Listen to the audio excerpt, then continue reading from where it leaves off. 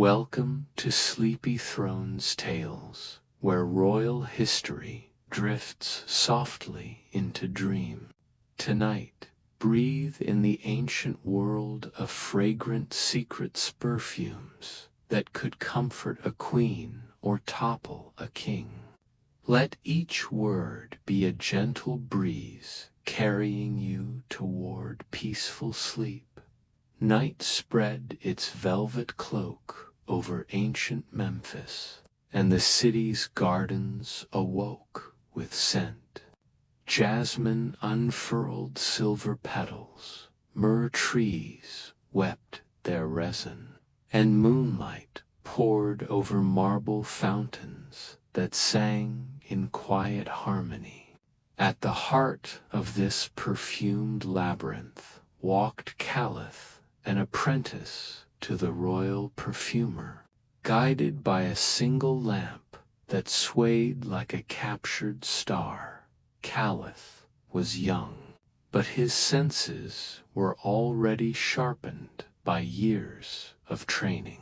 He could name a spice by the way its shadow bent in candlelight, or guess the source of an oil by the hum it left in his breath. Tonight he carried a sealed bronze amphora, gift demanded by the pharaoh's chief advisor, Lord Mears. The request had come without explanation. Wrapped in a secrecy that prickled his skin, he crossed the hidden garden known only to the perfumers and the royal family. Legend claimed these trees had been planted by a forgotten queen whose tears turned to blossoms of eternal fragrance. The air shimmered with 1,000 invisible notes: cedar warmed by night, lotus drifting like a lullaby, and something faint and sharp like metal after rain that made Caliph's heartbeat quicken at the garden's far edge. A small door of black sycamore opened into a private court. Beyond it, Lady Tamari, the pharaoh's half-sister, awaited. Her robes were woven with threads of beaten gold that caught the moonlight like falling sparks. She motioned for silence and led him through a corridor of statues whose eyes glittered with malachite. No servant followed. "You bring the breath of the hidden garden," she whispered, her voice a note between music and command. "Did you know these scents can change a mind? Make a heart forget loyalty?" Caliph swallowed. "I only follow the recipe given to me, my lady." Her smile held the edge of a dagger. Recipes are only cages for the careless. A single drop of the wrong resin, and a man may sleep forever. She guided him into a chamber, draped with sheer linen that glowed in lamplight. A marble basin filled with cool water reflected the stars as though the sky itself had fallen inside. Tamiri gestured to the amphora. "Open it."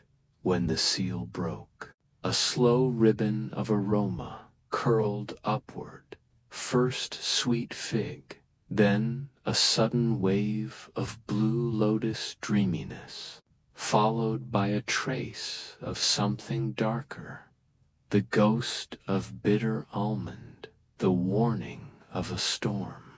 The room seemed to breathe. Tamari inhaled and closed her eyes. Perfect. This is the scent that will greet the pharaoh at tomorrow's council. With it, the air will be ours. Caliph felt the garden's whispers echo in his bones. He knew the council would decide the fate of two rival kingdoms. If this perfume carried even a single poisoned note, history itself could change before sunrise. Outside, wind rattled the palms.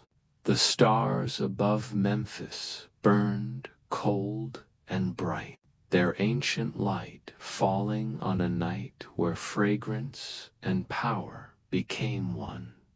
And so the story began of scents that healed, seduced, and sometimes killed. The first light of dawn barely touched the horizon when Caliph left the hidden garden behind. A royal summons awaited him. He was to ride south with the spice caravan and deliver new ingredients for the pharaoh's next council. The Nile shimmered like molten glass as he crossed a narrow bridge to the caravan grounds, where camels shifted and groaned in the cool morning mist. The market still slept, but the air already hinted at distant worlds. Sacks of saffron from Crete gave off a honeyed brightness. Bundles of desert mint released a sudden, sharp sweetness whenever a rope shifted. Caliph breathed it all in, letting each note settle in his mind like a note of music. Every journey began with scent, and every scent carried a story. Captain Horam, the caravan master, greeted him with a nod. The man was carved by sun and wind, his cloak patterned with stars of faded dye. "You ride with us to the Red Land," he said. "Guard your jars as you would your life. There are whispers of raiders who seek what we carry." Caliph climbed onto a camel draped with crimson cloth. Beside him, traders tightened leather straps over baskets of rare resins, amber tears from the northern sea, powdered cardamom prized by distant queens, and a single vial of dragon's blood resin that pulsed a dark ruby glow when the sun struck it. Each fragrance told of cities beyond the desert, of monarchs who ruled with perfume as much as with swords. By midday the caravan stretched across the dunes like a winding serpent. Wind lifted the sand into golden veils, and the heat made the sky shimmer as if the world itself were breathing. Caliph wrapped a linen scarf around his face, but the aromas still found him dry cedar, warm musk, and the faint metallic temps of the bronze amphora he carried close to his chest as twilight deepened.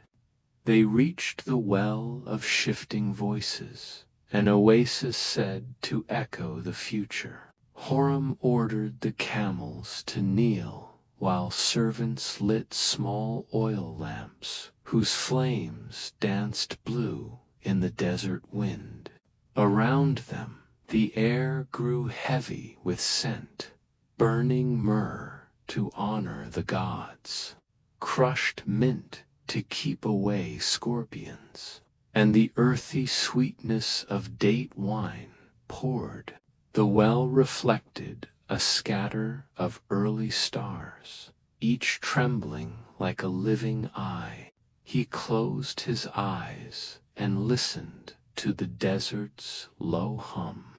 Somewhere beyond the dunes, he thought he heard a whisper, breath of lotus and bitter almond, the very blend he had prepared for the queen.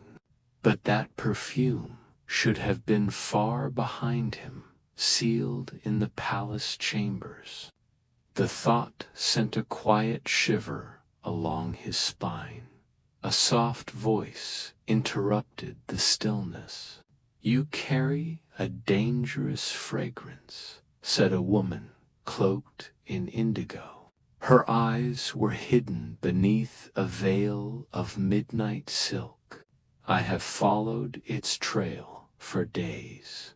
Caliph stood, startled. "Who are you?" "A friend to those who listen," she replied. "An enemy to those who ignore the warning of sense." Before he could speak, she stepped closer, the faint smell of crushed violets surrounding her. "Perfume is a language of power," she said. "Your queen believes she commands it, but power obeys no master. Guard what you have created, or it will guard itself in ways you may not wish." With that, she turned and vanished into the desert darkness, leaving only the ghost of her violet fragrance. Captain Horam called for the caravan to move. Caliph hesitated, heart pounding, the mysterious warning settling over him like the night's cool sand. He tightened the strap on his amphora and followed the caravan onward, the echo of violet scent lingering like an unanswered question. Above them, the desert sky blazed with constellations ancient as memory. The journey and the hidden power of his creation had only begun. Night stretched across the desert like a dark silk carpet. The caravan moved in near silence, only the soft creak of leather harnesses and the hiss of shifting sand.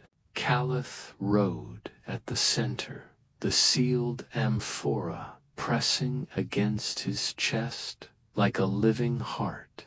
The memory of the veiled woman's warning guard, "What you have created," beat in rhythm with the camel's slow steps.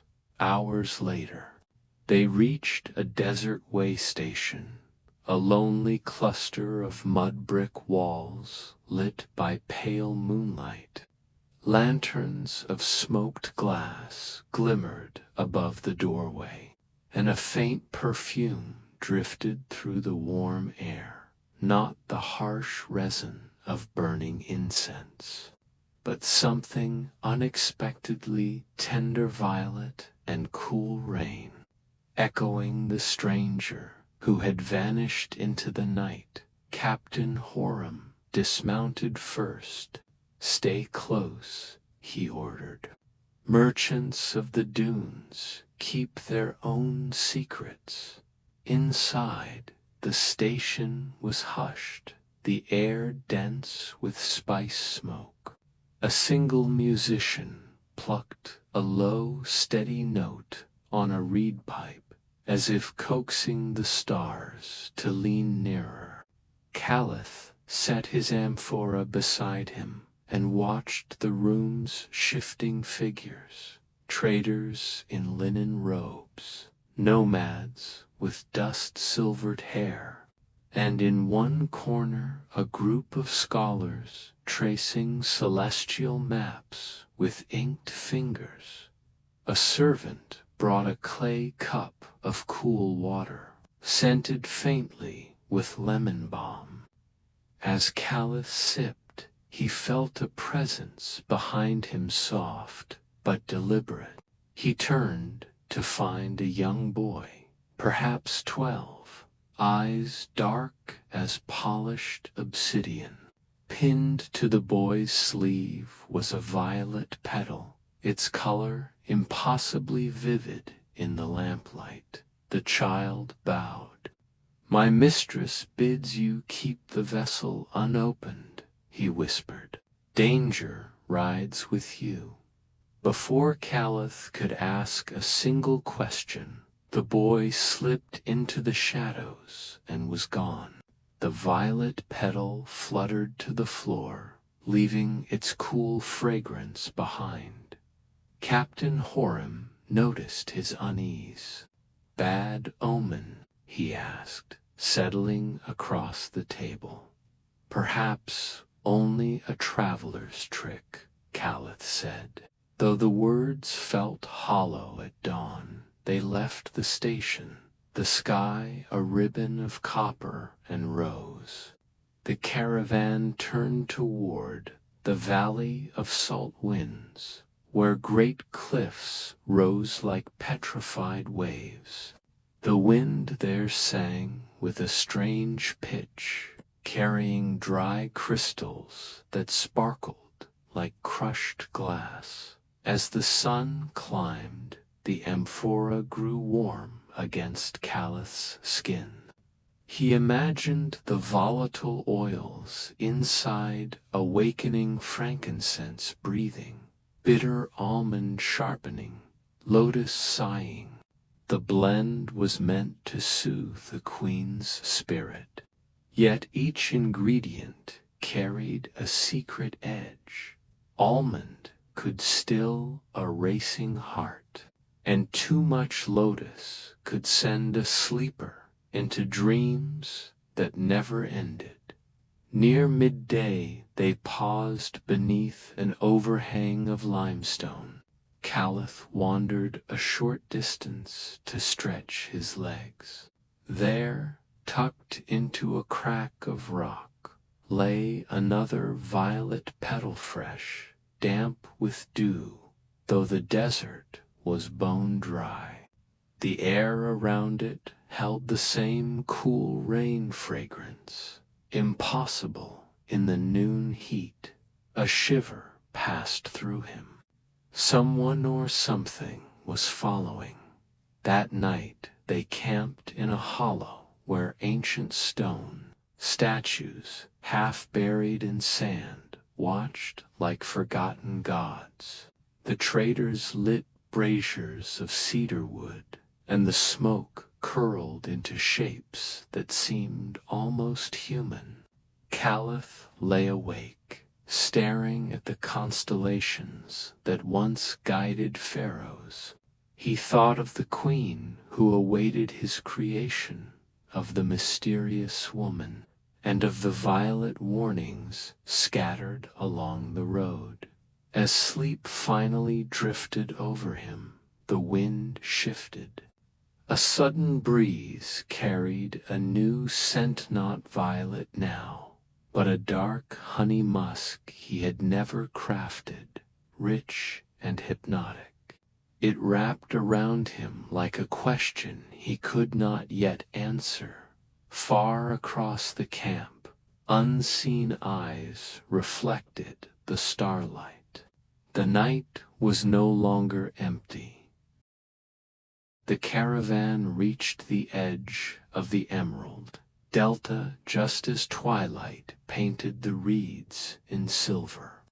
Mist floated low over the water, carrying the earthy perfume of wet clay and distant lotus blooms. Caliph inhaled deeply. Every breath was a map of subtle fragrances: salted marsh, crushed mint, the faint metallic temps of river stone. Here, traders said, the ancient art of living glass still survived. Captain Horam guided them toward a cluster of hidden workshops where light shimmered like captive stars behind woven reed walls.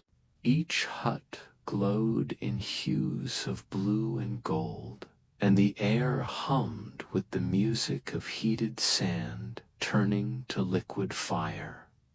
Inside the largest hut stood a woman of great age and sharper eyes, her hair wrapped in copper wire. She introduced herself only as Mistress Selu, guardian of the delta furnaces. Her fingers, thin and strong, bore faint green scars, traces of molten glass. "You carry a vessel," she said, voice like river gravel, eyes on the amphora pressed to Calith's chest, born of sand and breath. "Show it to me." Calith hesitated. The queen's instructions were clear: reveal it to none. But the old woman's gaze seemed to pierce the clay as though it were parchment. Mistress Selyu smiled faintly. "I will not break your secret," she murmured, "but the vessel you bear longs for its own kind. Even clay needs to remember the shimmer of its birth." She led them deeper, to a furnace whose flames licked the roof beams in ribbons of blue. Around it, apprentices shaped molten glass into spirals and orbs. Celia lifted a hollow rod, touched it to the fire, and began to spin. Slowly, impossibly, a translucent sphere blossomed at the tip, glowing like a captured moon with each turn. She exhaled a different herb onto the molten surface: crushed myrrh, fennel seed, a trace of saffron. The sphere trapped every scent, turning them to shimmering color. "Glass remembers," she said. "It carries the breath of what it touches." Calith felt the amphora stir against him as if the oils within answered this quiet magic. A tremor of violet fragrance rose from the clay, faint but unmistakable. Mistress Selyu noticed. "Someone shadows your journey," she warned softly. "They mark you with flowers because flowers speak where words fail later." As the apprentices doused the fires and the marsh winds cooled, Selyu guided Calith to a private alcove. There, on a shelf of driftwood, rested an object that stole his breath, a glass amphora, twin to his own in shape, but shimmering with inner light, hues shifting from amethyst to deep ocean green. "This," she said, "is the breath keeper. It was made for a queen who wished her final exhale to perfume eternity. It holds nothing now, but when it was sealed, the air inside could calm storms or raise them." She traced a finger across the surface, and a faint melody rang through the chamber like distant chimes. "Your path," she whispered, "runs beside hers." Calith reached toward the ancient vessel, but stopped. A sudden, low hum filled the hut, part wind, part heartbeat. The clay amphora at his chest warmed, and again the ghost of violet threaded the air. Mistress Selyu's eyes narrowed. "They are closer than you think," she said. "Whoever leaves those petals does not walk alone." By dawn, the caravan prepared to depart. Mist pooled over the river like spilt pearl. Selyu pressed a small gift into Calith's hand, a shard of rainbow glass, smooth and cool. "For protection," she said. "When the hour comes, breathe through it." As the camels waded back into the reeds, the morning wind shifted. Calith looked behind them, and on the damp riverbank lay a fresh violet blossom, glistening with dew, though no such flowers grew in the delta. The caravan left the misty delta behind and climbed into the red stone highlands, where cliffs rose like ancient fortresses of rust and gold. Dry winds swept over the ridges, carrying the mineral scent of iron and the faint sweetness of wild thyme hidden in cracks of rock. Caliph rode in silence, the shard of rainbow glass from Mistress Selyu tucked safely in his pouch. The amphora at his chest remained warm, as though it remembered the glassmaker's fire by midday. The caravan reached a narrow pass where falcons wheeled in the blazing sky, their cries sharp as knives. Captain Horam signaled a halt. "Only one safe path," he said, scanning the sheer walls. "Too quiet for my liking." A lone falcon spiraled lower, its feathers flashing silver in the sun. It circled once, twice, then alighted on a stone pillar no wider than a man's arm. In its talons gleamed something unexpected, a violet petal, bright against the red rock. Caliph's breath caught. The bird cocked its head as if in silent greeting. Then, with a sudden sweep of wings, it released the petal and soared away, vanishing into the sky's endless blue. Captain Horam frowned. "Desert tricks," he muttered. Yet the omen follows. They moved cautiously through the pass. The wind funneled between the cliffs. Caliph let the scent guide his thoughts. Resin to seal, pine to cleanse, stone to preserve. Each aroma whispered secrets of durability. The caravan halted again. From a shadowed crevice stepped a man wrapped in robes the color of falcon wings. His eyes were pale as desert moonlight. "I am Rahim," the stranger said, voice soft but commanding. "You bear a vessel that breathes." Captain Horam's hand drifted to his sword hilt. "What is it to you?" Rahim ignored the question and turned to Caliph.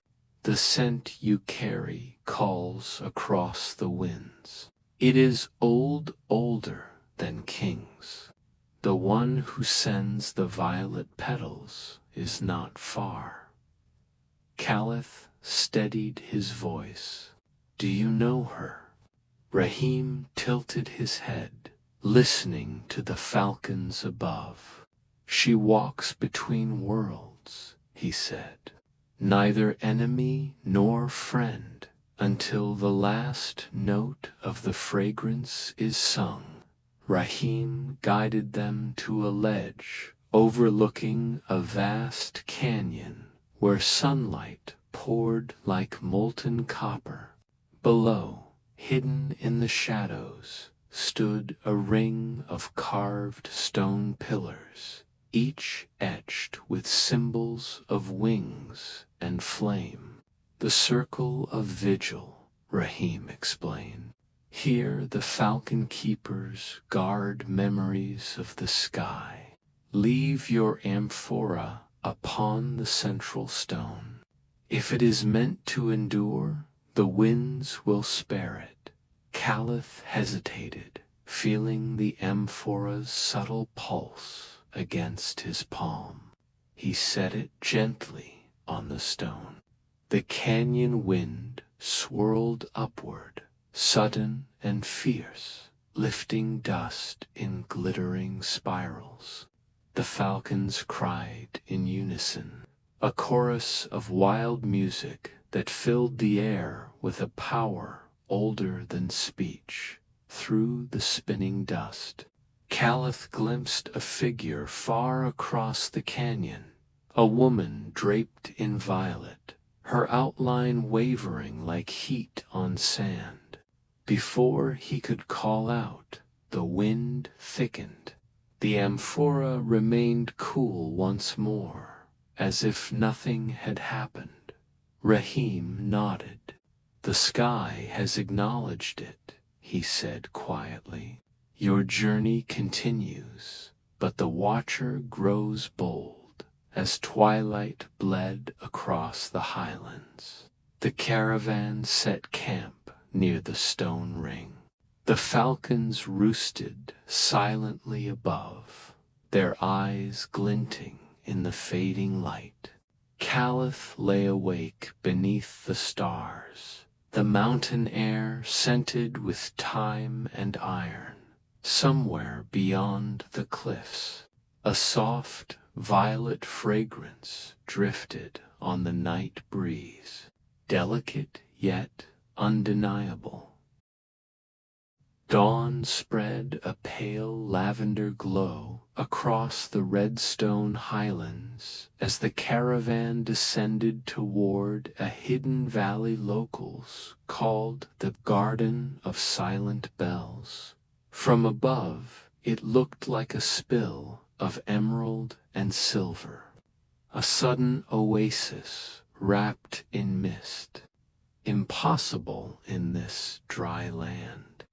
Tiny glass-like chimes hung from every branch, motionless though a gentle breeze stirred the leaves. Their silence felt deliberate, as if the entire grove waited for a signal only the earth could give. Captain Horam halted the caravan at the entrance arch, a crumbling span carved with vines and moons. "Old shrine," he said, scanning the empty paths. "No priest, no pilgrims, just those bells." A single figure emerged from the mist. She wore robes of pearl gray and carried a staff tipped with a cluster of silver blossoms. Her eyes were pale gold, reflecting the strange light. "Travelers, you enter the domain of the perfumed silence. Speak softly, for every word is remembered." Caliph inclined his head. "We seek only rest." The woman smiled faintly. "Rest is given to those who listen." She guided them along a path paved in smooth jade. Beneath their feet the stones released faint aromas, mint from the green slabs, sandalwood from the blue, wild honey from the rare gold. Caliph inhaled each scent as though stepping through chapters of an unwritten story. At the valley's heart stood a pool black as polished obsidian. Above it hung a canopy of vines studded with bell-shaped flowers the color of moonlight. Though utterly still, each flower exhaled a distinct perfume: white rose, mountain moss, crushed star anise. "This is the garden's gift," the woman explained. "Every bell holds a memory of a life once lived.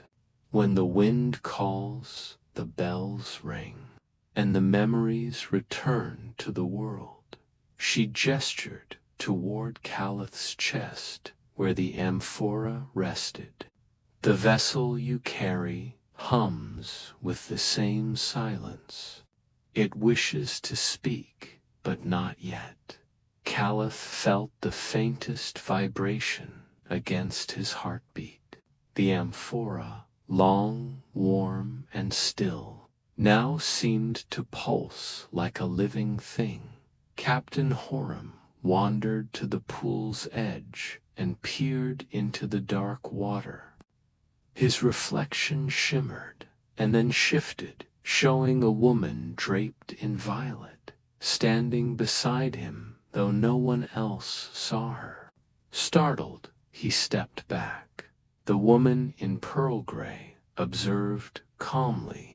"Your path is marked by watchers," she said. "Do not fear. Fear gives them shape." She reached into the pool and withdrew a single silent bell blossom, placing it gently in Calith's palm. The flower released no fragrance until he exhaled over it. Then, slowly, a cool, violet scent bloomed, familiar and unsettling. "Keep it. When the bells finally ring, you will know who calls you." Night descended like a slow tide of indigo. The caravan made camp beneath the still chimes. Stars wheeled silently overhead, mirrored in the black pool. No insect stirred, no breeze moved, yet the air throbbed with hidden music. Calith lay awake, the silent blossom beside him, glowing faintly in the starlight. For a moment he thought he heard a distant humalo, resonant tone, neither sound nor scent, as if the very perfume of the world were breathing. And somewhere, beyond the valley's mist, a single bell trembled. Its chime was softer than a heartbeat, yet it carried the unmistakable fragrance of violet rain. The caravan climbed from the misted valley before sunrise, leaving the silent bells behind. By midday the land changed again, low hills of black basalt, their edges glowing faintly as if an ancient fire still smoldered below. The air smelled of charcoal and warm cinnamon, dry yet strangely sweet, a scent that stirred memory rather than thirst. Captain Horam reined in his camel and pointed toward a distant ridge where bronze spires jutted against the sky. "That," he said, "is Ember Keep. Old scholars say it houses every fragrance the world has ever known." Calith felt the amphora vibrate, subtle as a sleeping pulse. Perhaps the vessel recognized a place where knowledge of scent was once worshipped. They reached the gates at dusk. Massive doors of hammered copper opened soundlessly, revealing a corridor lined with amber lanterns. Their light flickered through clouds of perfumed smoke notes, of burnt clove, myrrh, and a trace of honeyed ash. The warmth settled into Calith's skin like a remembered dream. A tall figure awaited them, Keeper Anner, robes the color of deep coal, eyes bright with flecks of gold. "You bring a breathing vessel," he said, not asking, but declaring. "Our walls sensed it before you crossed the ridge." Captain Horam stiffened.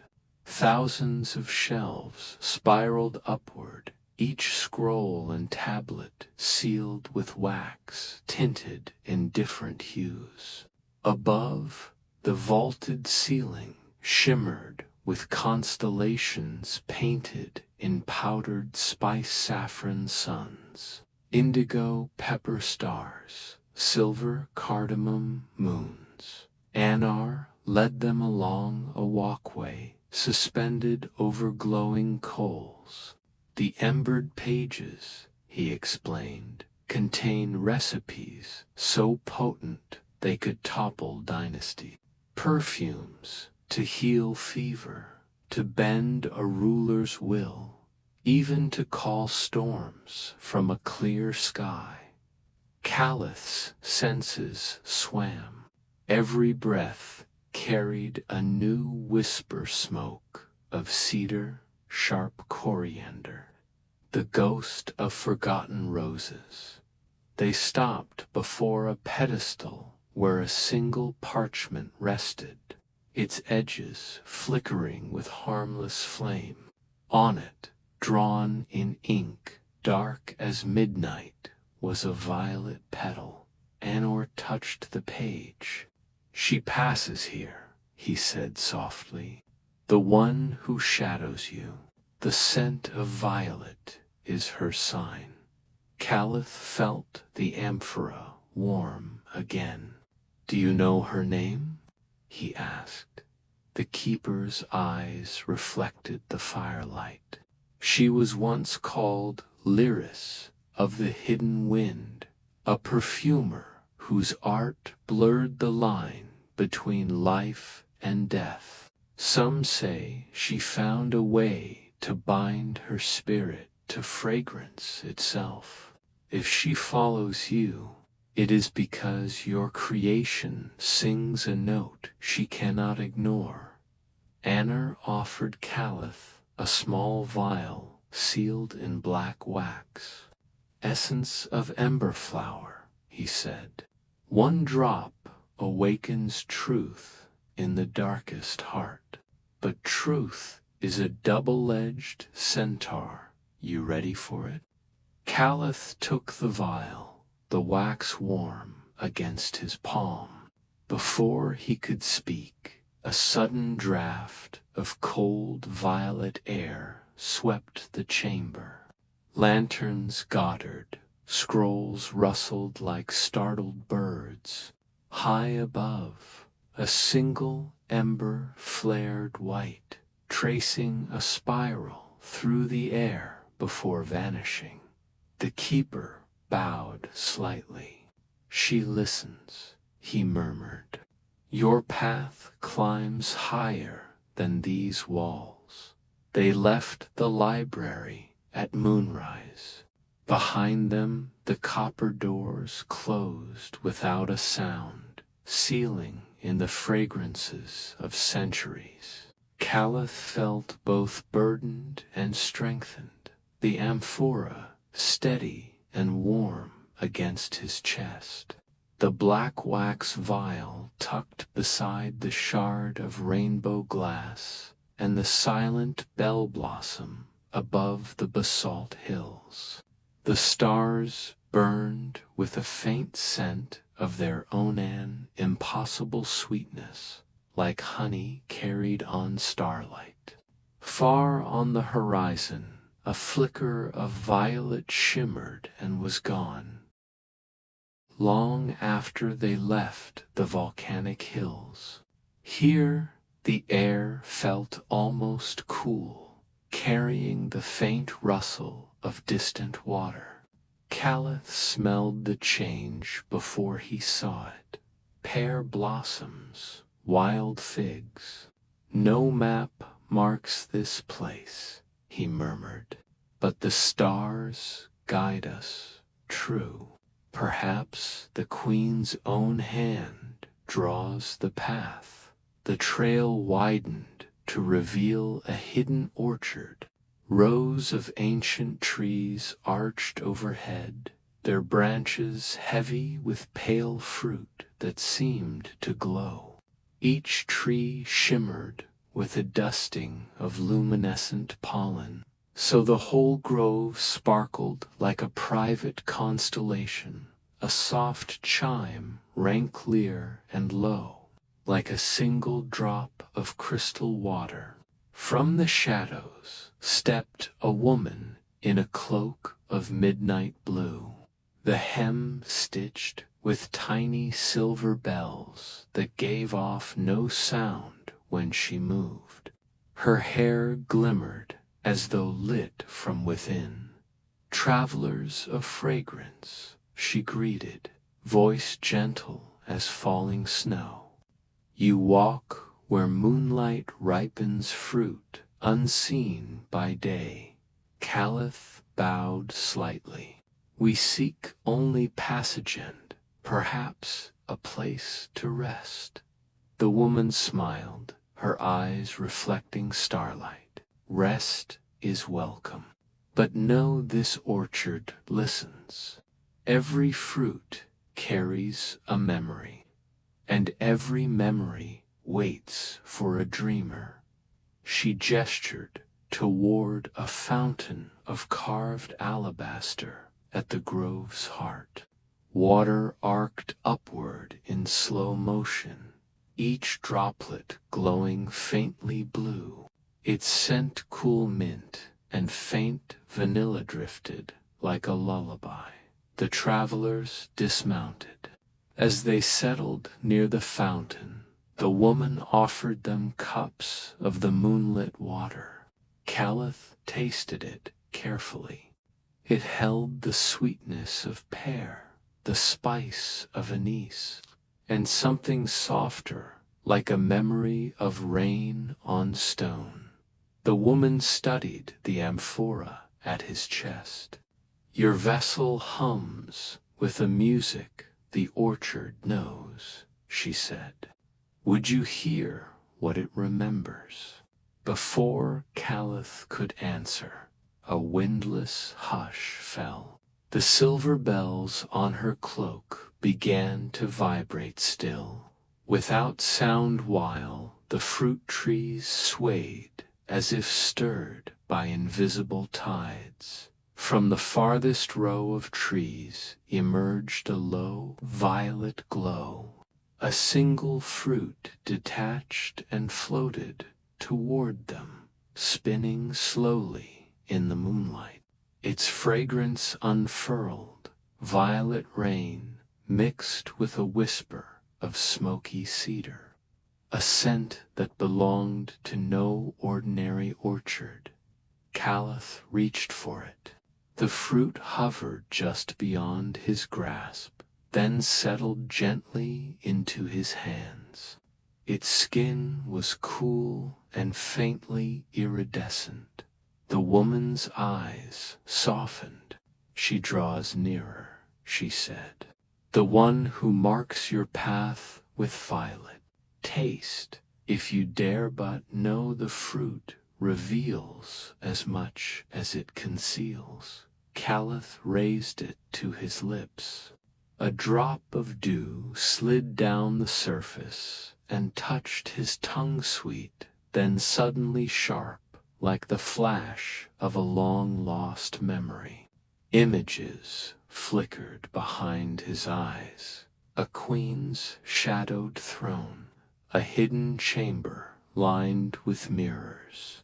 A woman in violet, whispering a name he could not quite hear.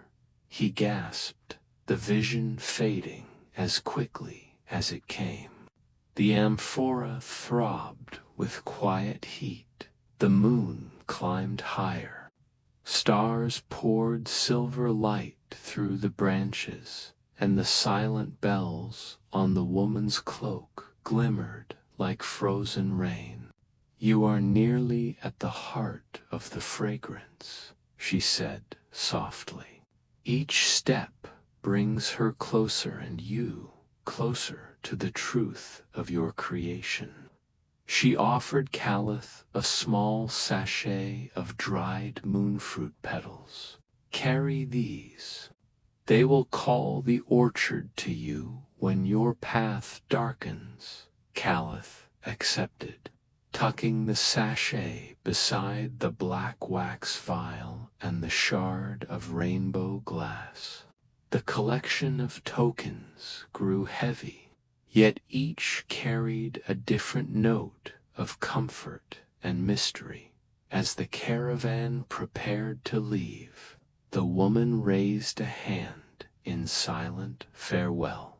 No chime sounded from her bells, yet the air itself seemed to sing a low, serene hum that followed them long after the orchard disappeared behind the hills. The night stretched on as the caravan wound down from the moonlit orchard into a narrow pass.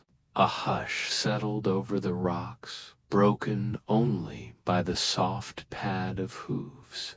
The air here smelled of dry parchment and cold stone, though no scrolls or walls were yet in sight at dawn. The path opened onto a hidden plateau where a single structure waited, a library carved directly into the mountain. Its facade glowed rose gold in the early light, as if the sun had painted it each morning for 1,000 years. Captain Horam halted, squinting upward. No smoke, no gate, yet the stones breathe, he said quietly. Perhaps the Queen's own scribes guard this place. Caliph felt the amphora at his chest grow warm. A faint, ink-like aroma, spicy and metallic, rose from it, mingling with the plateau's dry scent. A massive door of polished basalt swung inward without a sound.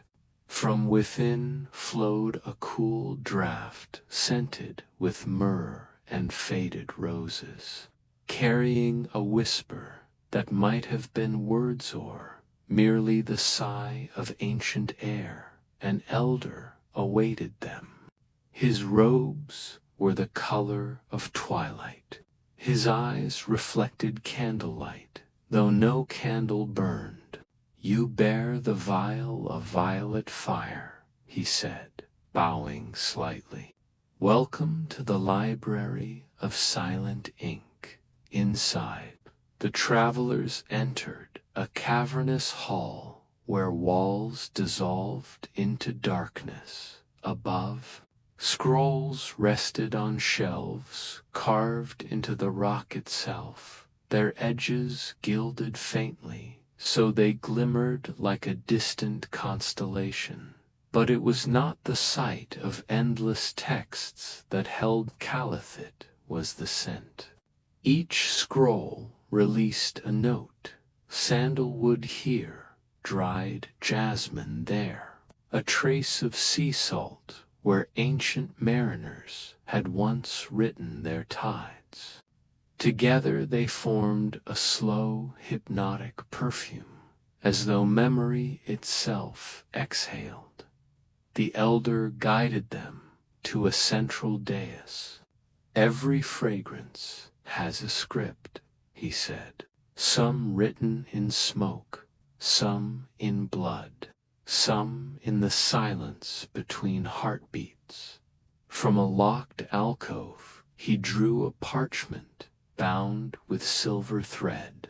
Its surface shimmered like moonlit water, though it bore no visible text.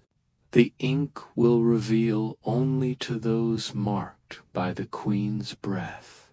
Caliph carefully removed the stopper. A wisp of violet vapor spiraled upward and merged with the blank page. Slowly, curling letters appeared, ancient runes, edged in pale lavender light.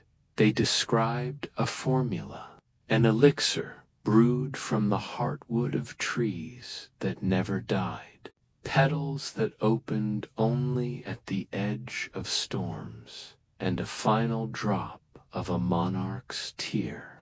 The perfume it promised could still a raging mind or rouse a lifeless heart. Horam's voice lowered. "A scent that chooses between life and death, the very title of our quest." Yet the elder raised a cautionary finger. "Such power exacts a price. Every ingredient demands a memory in exchange. Those who complete the blend may find their past dissolved like salt in rain." Caliph felt a tremor, not of fear, but of recognition. His own memories, shapes of childhood, the scent of his mother's cloak had grown dimmer with each step of this journey. Was the amphora quietly collecting more than fragrance? The elder placed a small object on the table, a quill carved from translucent obsidian. "Take it," he said. "When the hour comes, it will write your final note, the one only you can compose." Caliph accepted the quill. It felt cool, yet pulsed faintly, as if alive. They remained in the library until the sun slipped behind the plateau. When they stepped outside, dusk painted the sky with rose and indigo streaks. Behind them, the great basalt doors closed soundlessly, sealing the fragrance of countless memories. The caravan moved on in quiet awe. Above, the first evening star flickered, and with it came a new scent on the wind smoke mingled with crushed lilac, faint but insistent. It seemed to pull them eastward. Caliph tightened the strap of the amphora. Another chapter of the Queen's hidden design had unfolded. Yet the most dangerous notes, the ones that could heal or kill still, lay ahead. The caravan descended from the plateau beneath a moon so bright it painted every dune in pearl. The air thinned to a delicate coolness, carrying the faint memory of the library's incense. Caliph rode in silence, the amphora at his chest now cool and quiet, though a trace of violet still lingered around its stopper. By dawn, the sand gave way to a hidden valley of emerald terraces. Water fell in silver threads from unseen heights, vanishing before it touched the ground. No splash, no mist, only the echo of rain that never landed. Captain Horim dismounted and knelt, letting the strange air glide over his palm. "It is water that does not wet," he whispered. "Perhaps we have arrived at the Garden of Vanishing Dew." The garden stretched in concentric rings, each circle a different hue: soft jade, pale gold, deep amethyst. Leaves shimmered as if dusted with starlight. Flowers opened soundlessly, their petals trembling though no wind stirred them. From the innermost ring drifted a fragrance of impossible clarity. Cool morning rain mixed with warm honey and the faintest spark of lightning. It stilled the heartbeat, then coaxed it forward with a gentle push. Caliph felt every muscle loosen, as though the garden itself exhaled serenity. A woman emerged from the deepest circle. Her gown was woven from dewdrops that never fell, refracting the dawn into a halo of quiet light. Her hair, dark as wet earth, carried a streak of moon silver. "You seek the third note," she said, voice soft as silk, yet resonant as a temple bell. "I am Lysera, keeper of the vanishing dew." She led them inward along a path of floating stones. Each step brought a different scent-crushed pear, blossom, warmed cedar, a breath of icy river. Caliph realized the air itself was the garden's perfume, an endless shifting of memories captured in fragrance. Lasara stopped beside a pool no larger than a child's hand. Within it shone a single, perfect droplet, hovering just above the surface. This dew, she explained, exists only between moments. To hold it is to pause the world. She extended a delicate crystal vial. Take it quickly, for hesitation is loss. Caliph reached out. The droplet slid into the vial with a sound like the faintest chime, a music felt more than heard. Instantly, the garden's hues deepened. The air thickened with a fragrance like midnight rain after a summer storm. But Lasara's eyes grew serious. Know this, she warned.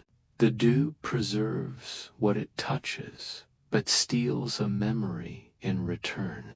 Each of you will forget something precious before dawn. Horam frowned. A cruel bargain. Not cruel, Lysara corrected gently. Balance, as they departed. Caliph already felt a corner of his mind blur an image of a childhood game, a name half remembered. He tightened his grip on the amphora, wondering what else the journey would ask of him. At the valley's edge, the caravan paused. Behind them, the garden dimmed to ordinary shadow, the terraces folding into the landscape until it seemed nothing extraordinary had ever existed there above. The sky flamed with early sun. A breeze arrived, carrying a new note citrus and smoldering wood, a call toward the eastern horizon where distant mountains rippled like molten bronze. Caliph breathed in, feeling the three collected essences of midnight, violet fire, vanishing dew interlace within the amphora. A harmony both exhilarating and faintly ominous. Captain Horam mounted his horse and glanced back one last time. Another wonder fades behind us, he said quietly. Yet I fear the road ahead will demand more than memories. Caliph said nothing. The amphora pulsed faintly, like a sleeping heart. Its scent now carried a hint of longing show, promise that the next note would be harder one. The caravan traveled east for 2 nights beneath a vault of wheeling stars. The sand hardened to coppery soil, and the air grew warm with the scent of iron.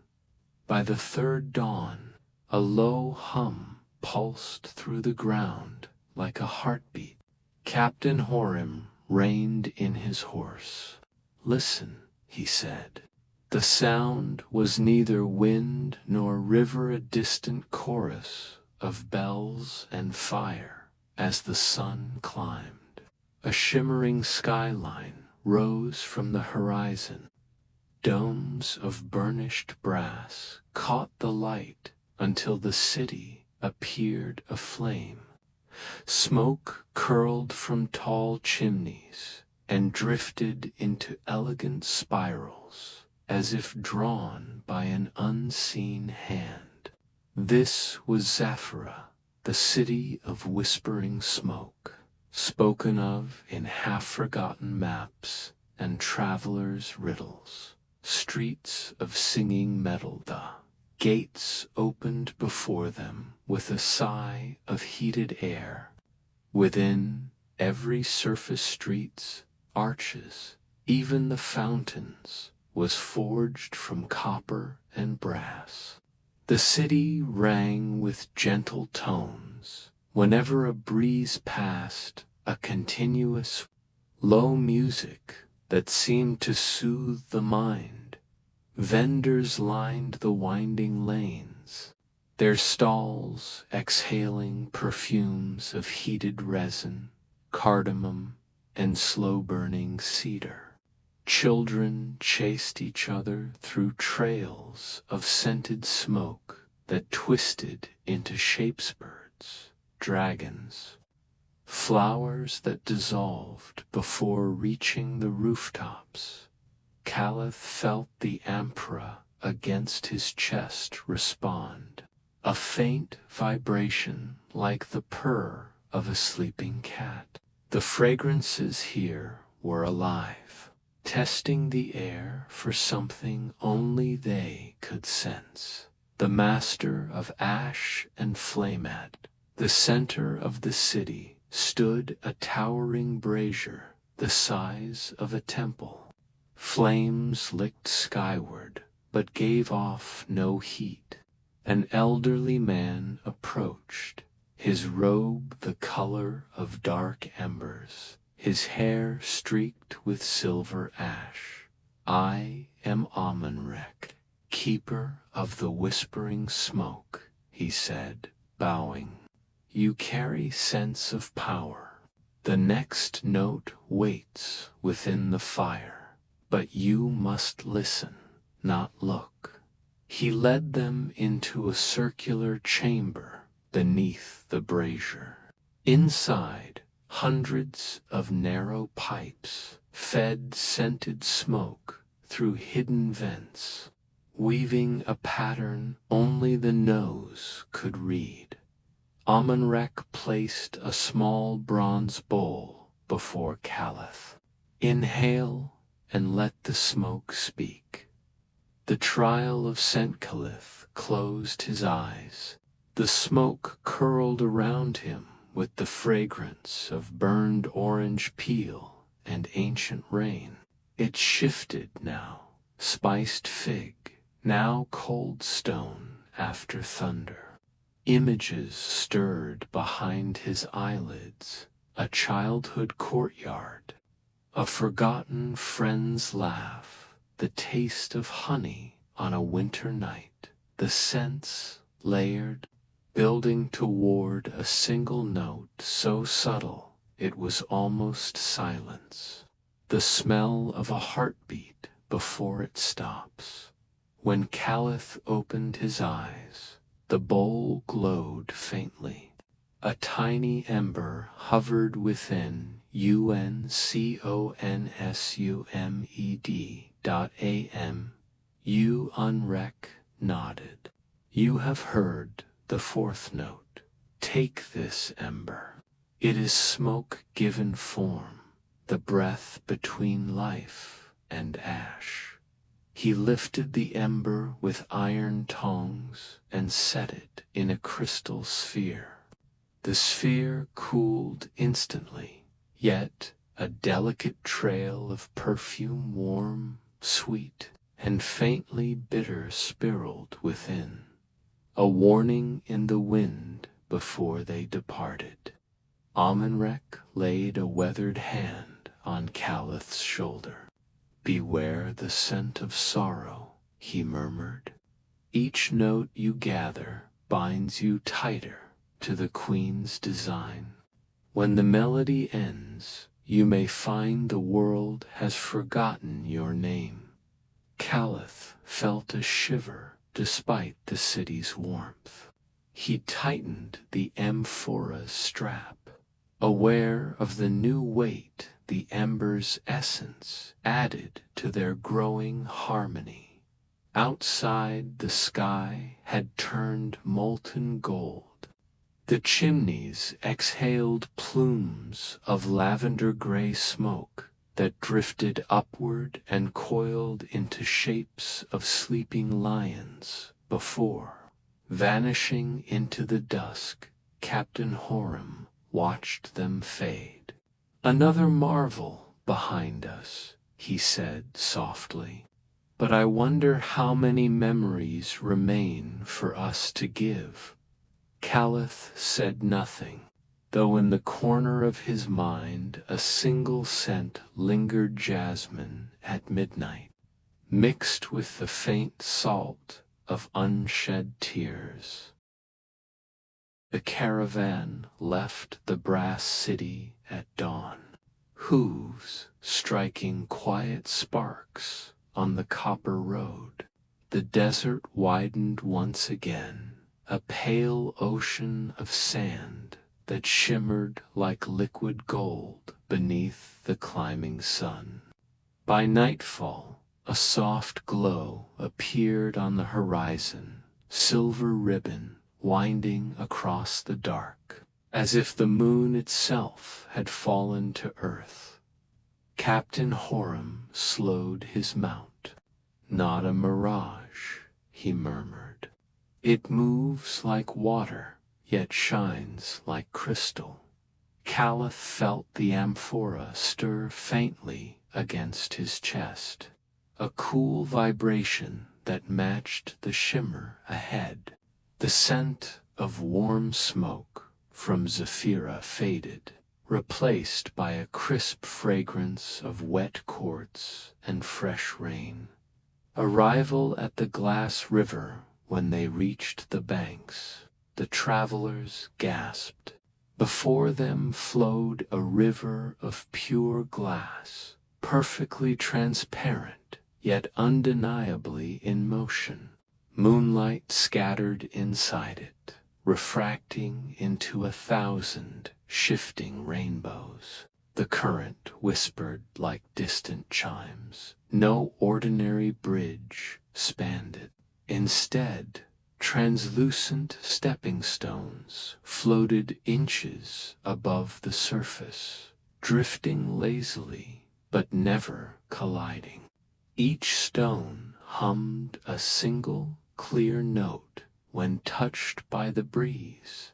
A woman awaited them on the first stone.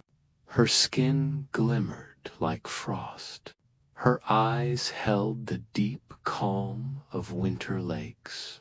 She wore a mantle of woven mist. "I am Serenia, keeper of the fifth note," she said. "To cross is to remember every sound you have ever loved, and to release one forever." The trial of sound and Sensorenia beckoned Caliph forward. Only one may bear the amphora across. The river will offer its fragrance only to a heart willing to lose a cherished echo. Caliph stepped onto the first stone. It resonated with the low, soothing tone of a temple gong. The next stone sang a brighter note, like morning birds after rain. With each step, the scent around him changed. First the warmth of pine resin, then the faint sweetness of crushed violets, then the salt of a hidden sea halfway across.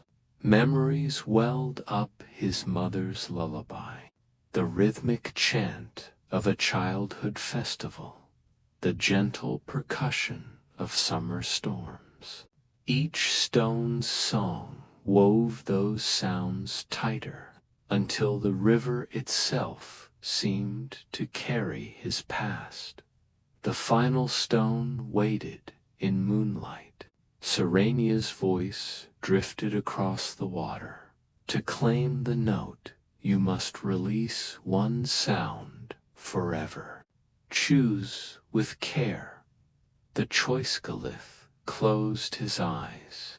The amphora pulsed, and within it the previous essences of midnight, violet fire, vanishing dew, whispering smoke, blended in quiet harmony. He thought of the lullaby. It had guided him through countless nights, the one sound that anchored him to home. but perhaps holding it had kept him from hearing new melodies. He exhaled and let the memory drift, his mother's voice fading like mist over morning hills. A single tear slipped free, carrying the faint fragrance of wild lavender. The river brightened. A final chord rang out, clear and endless, and from its center rose a sphere of luminous glass. Inside swirled a silver mist whose perfume was unlike anything Caliph had known, cool, sweet, and infinite. The scent of pure echo. Serenia stepped lightly across the stones and placed the sphere into Caliph's hands. "You have taken the fifth note," she whispered. "Your heart now carries silence as music." Departure when the caravan reached the far bank. The stepping stones dissolved behind them, leaving the river smooth and whole. The night sky mirrored perfectly on its surface, so that for a breathless moment it was impossible to tell where earth ended and stars began. Captain Horam studied Caliph's face.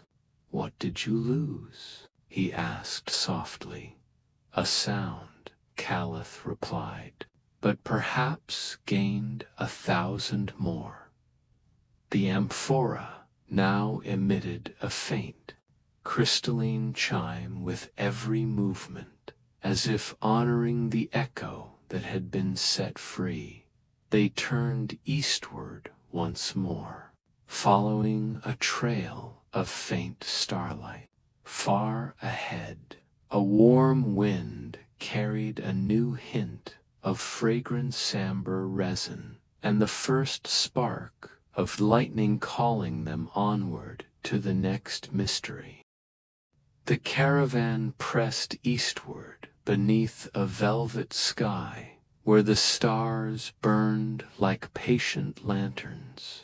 The dunes ahead glowed faintly, their curves tinted with a honeyed sheen even in the moonlight, as if the desert itself exhaled light.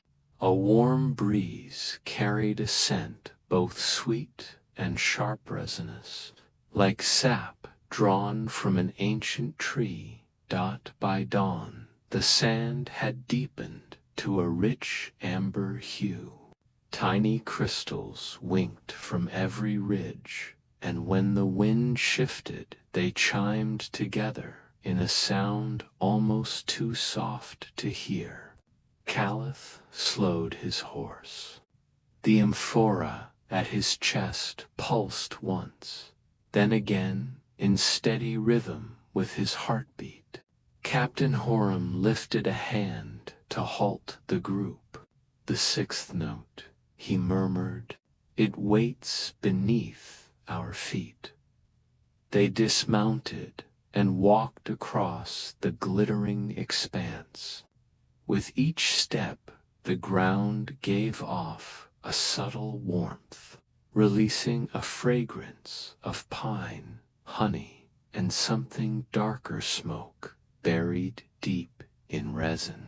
The air thickened, and the dunes began to hum. A low vibration that trembled through Caliph's bones. At the center of the valley rose a single mound, higher and brighter than the rest. Its surface was smooth as glass, glimmering with golden veins. A figure emerged from behind it, draped in a cloak the color of smoldering sunset. Their face was partly veiled, eyes shining like drops of molten amber. "You carry the harmony of 5 notes," the stranger said, voice rich and slow. "To add the 6th, you must draw from the heart of the dune." They extended a slender hand and touched the glowing mound. The surface softened, revealing a hollow of liquid gold. A fragrance poured out, intense and ancient, like a forest caught in endless summer. Caliph stepped closer, and the scent filled him with memories not his own, forgotten feasts. Bonfires beneath starlit skies, the murmur of royal councils debating empires long buried. Reach within, the figure instructed. But the amber keeps only what is freely given. Offer a desire you hold too tightly. Caliph hesitated. Desires flickered before him like sparks, knowledge, belonging, the hope of returning to the family he scarcely remembered. He thought of the lullaby he had already surrendered and understood the choice. To follow this path, he must give up the quiet wish of ever being known by the world again. He placed a hand over the liquid amber and released the hope of recognition, letting it sink like a stone into golden depths. The mound brightened, casting a warm glow across the desert. From its center rose a small crystal of purest amber, inside which a swirl of honeyed smoke curled and danced. The scent that rolled forth was thick yet soothing, like sun-warmed resin after rain. The veiled figure took the crystal and placed it in a tiny bronze cage. "The sixth note," they said softly, "strength without weight, warmth without flame. You will need it when the path grows colder than you dream." As Caliph accepted the cage, the humming of the dunes faded into silence. The wind returned, carrying with it a subtle sweetness that settled gently on the skin. Around them, the amber glow began to dull, the crystals sinking back into ordinary sand until the valley looked like any other stretch of desert. Horam mounted his horse and studied the horizon, where dawn spilled rose light across the sky. "Another marvel vanishes," he said, a trace of awe in his voice. "How many more wonders can the world hide?" Caliph secured the bronze cage beside the amphora, the collected notes orchid of midnight, violet fire, vanishing dew, whispering smoke, the echoing river. And now the amber dunes wove together in a silent chorus that vibrated faintly against his heart. He felt both heavier and strangely lighter, as though each sacrifice hollowed a space inside him that only the perfumes could fill. They rode on in quiet reverence. Behind them the desert stretched endlessly, a canvas of fading gold beneath the brightening sky. Ahead, a distant ridge shimmered with a pale green light, and on the wind drifted the faintest trace of something new, sharp and cold like crushed mint, yet carrying a spark of hidden fire. The caravan rode toward the pale green shimmer that had teased the horizon all morning. The air cooled with each mile until the desert heat felt like a fading memory. By midday, the sand broke apart into jagged cliffs, veined with streaks of deep jade.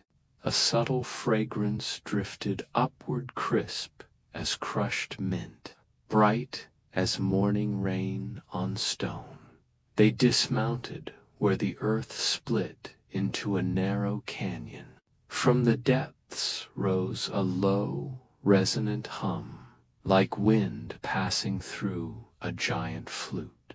Caliph felt the amphora pulse against his chest, the gathered essences vibrating in gentle answer. Captain Horam scanned the emerald-lit walls. "This is no ordinary gorge," he said quietly. "It sings." A cool mist floated from the chasm, carrying a scent that shifted with every breath. First green apples, then sharp pine, then the faintest touch of pepper. The canyon's light seemed to come from within the rock itself, a steady glow that painted the travelers in soft jade. They began the descent along a narrow ledge carved by ancient waters.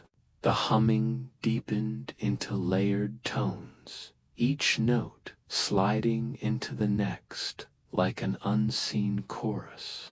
Caliph's footsteps echoed in rhythm with the sound until it felt less like an echo and more like a welcome.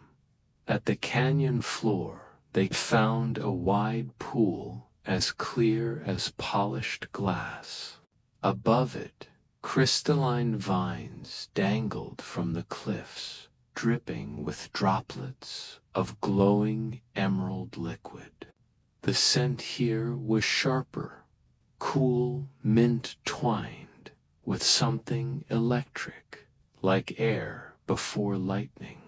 From behind a curtain of vines, a figure emerged, tall and slender, robed in robes that shimmered between green and silver. "You bear the harmony of 6 notes," the figure said, voice a soft rush of leaves.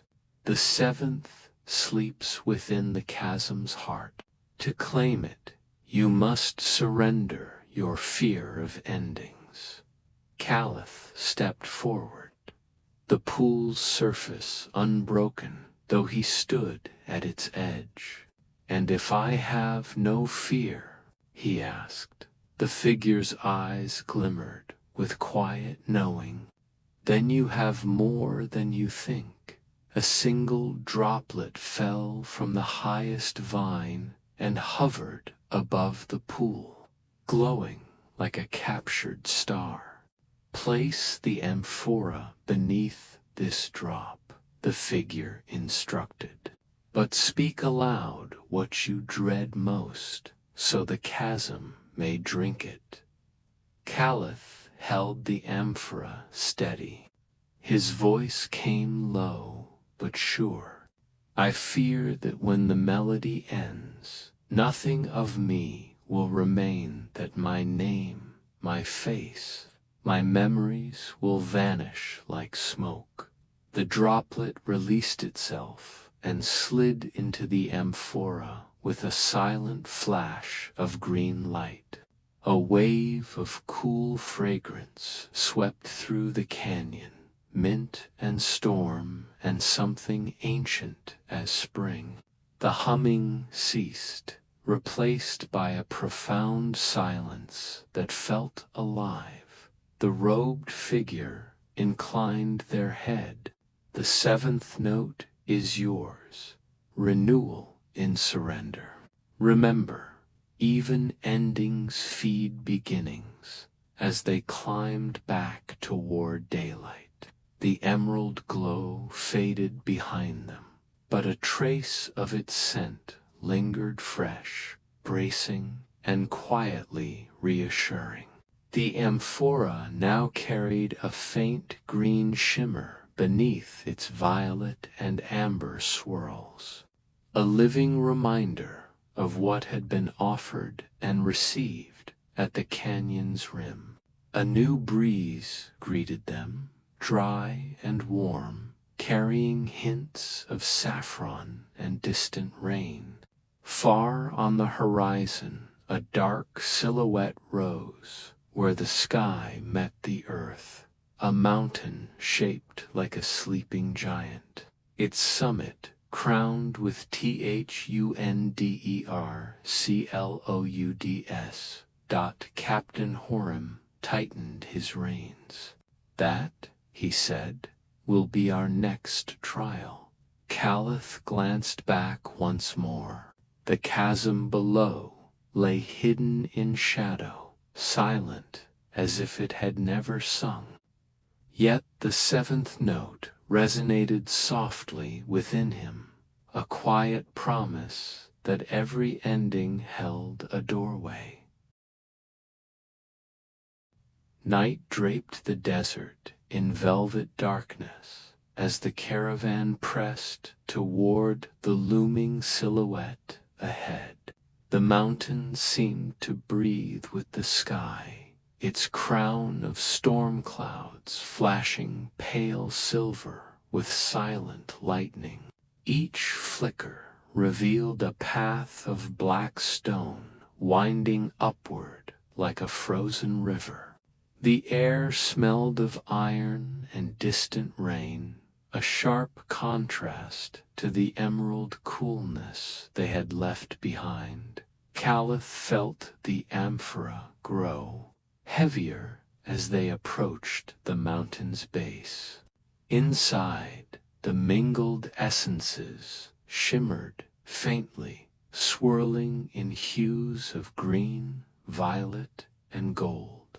A low tremor rumbled through the ground, a heartbeat from deep within the earth. Captain Horam steadied his horse and whispered, "This place waits for no one. We climb before the storm decides otherwise." The ascent began beneath a sky pulsing with silent lightning. Rocks glistened as though wet, though no rain had fallen. A scent like crushed obsidian rose from the stones, metallic, electric, almost smoky. With every step, the mountain seemed to hum underfoot. Warm currents clashed with sudden cold drafts. The path narrowed to a ledge so thin the caravan moved single file, their lanterns casting trembling circles of gold against the dark cliff face. A flash of lightning revealed a doorway carved into the rock, its frame etched with spirals that shimmered faintly even after the light faded. The scent of rain intensified, mingling with a strange sweetness, like honey warmed by fire. Caliph laid a hand on the amphora. It vibrated as if eager. Inside the doorway, a cavern opened wide and luminous.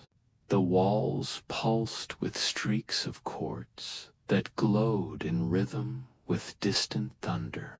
At the center rose a basalt pillar crowned with a crystal bowl.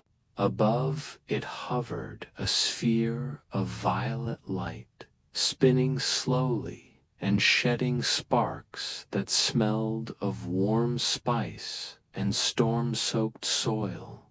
A voice rolled through the cavern, deep and resonant, as if the mountain itself spoke. "Traveler of sense and shadows," it rumbled, "you seek the eighth note. To hold it, you must release the weight of every sorrow you have carried, even those you do not name." The others hung back, their eyes wide. Caliph stepped forward, alone. He thought of sleepless nights, of whispered regrets that clung like smoke. He thought of the faces of those who had turned away, and of those he himself had left behind. The ache tightened in his chest like a knot. He knelt before the pillar and whispered into the cavern's vastness. I release the grief that binds me, the sorrow of roads not walked, of words unsaid. His voice echoed, blending with the thunder until it became part of the mountain's heartbeat. The violet sphere descended, touching the crystal bowl. A single droplet formed and fell, bright as lightning. It entered the amphora with a sound like a distant drumbeat. Instantly the chamber filled with a scent that was both storm and solace. Rain on hot stone, charred cedar, a breath of wildflowers after fire. The mountain quieted. The thunder's rhythm softened until only the soft glow of quartz remained. Caliph rose, feeling the knot in his chest uncoil. The amphora pulsed gently, now carrying a swirl of violet streaked with silver. Outside, the storm clouds parted to reveal a scatter of stars. The night air was crisp, touched with the faint sweetness of honeyed rain. From the summit, a trail of starlight seemed to stretch toward the eastern horizon, where the first pale hint of dawn began to bloom. Captain Horam joined Caliph on the ledge. The mountain gives what it demands, he said quietly, but it always leaves its mark. Caliph looked down at the amphora, its glow reflecting the newborn stars. Every note changes me, he murmured, and still the melody is not complete.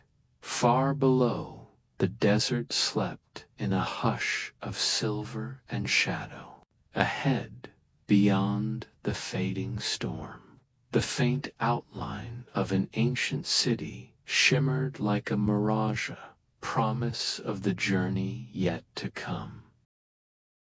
Dawn stretched across the desert in threads of pale rose and silver as the caravan descended the mountain's far side.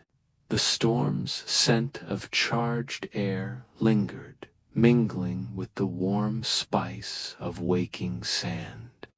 In the distance, the shape of a city shimmered like a mirage, countless arches rising in soft curves, each one gleaming faintly as if polished by moonlight, even in morning sun.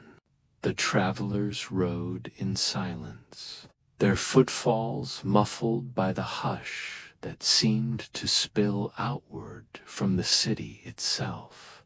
As they approached, a gentle breeze greeted them with a fragrance unlike any Caliph had known. Ever-changing veil of aromas, crushed petals, sun-baked parchment, sweet resin, and the faintest breath of ocean spray. It felt as if the city inhaled their presence and exhaled memory. The gates stood open, carved from alabaster so smooth it mirrored the sky. No guards waited, no merchants called. Only the sound of distant chimes echoed down the wide, empty streets. The arches towered overhead, each one humming softly, their vibrations producing notes that shifted when the wind passed through. Together they formed a melody both comforting and elusive, like a half-remembered dream. Captain Horam dismounted, and ran a hand along the nearest pillar. "Stone shouldn't sing," he murmured. Yet the pillar thrummed beneath his palm, its tone deep and resonant, the scent of warm cedar rising from the contact. Caliph stepped into the central plaza, where hundreds of arches met in a spiraling pattern. At the heart of the spiral stood a fountain without water. Instead, fine sand poured upward in a slow, glittering column, defying gravity. The grains shimmered in hues of pearl and amber, and the sound of their ascent was like soft whispering in 100 forgotten languages. From behind a row of silver columns, a woman emerged.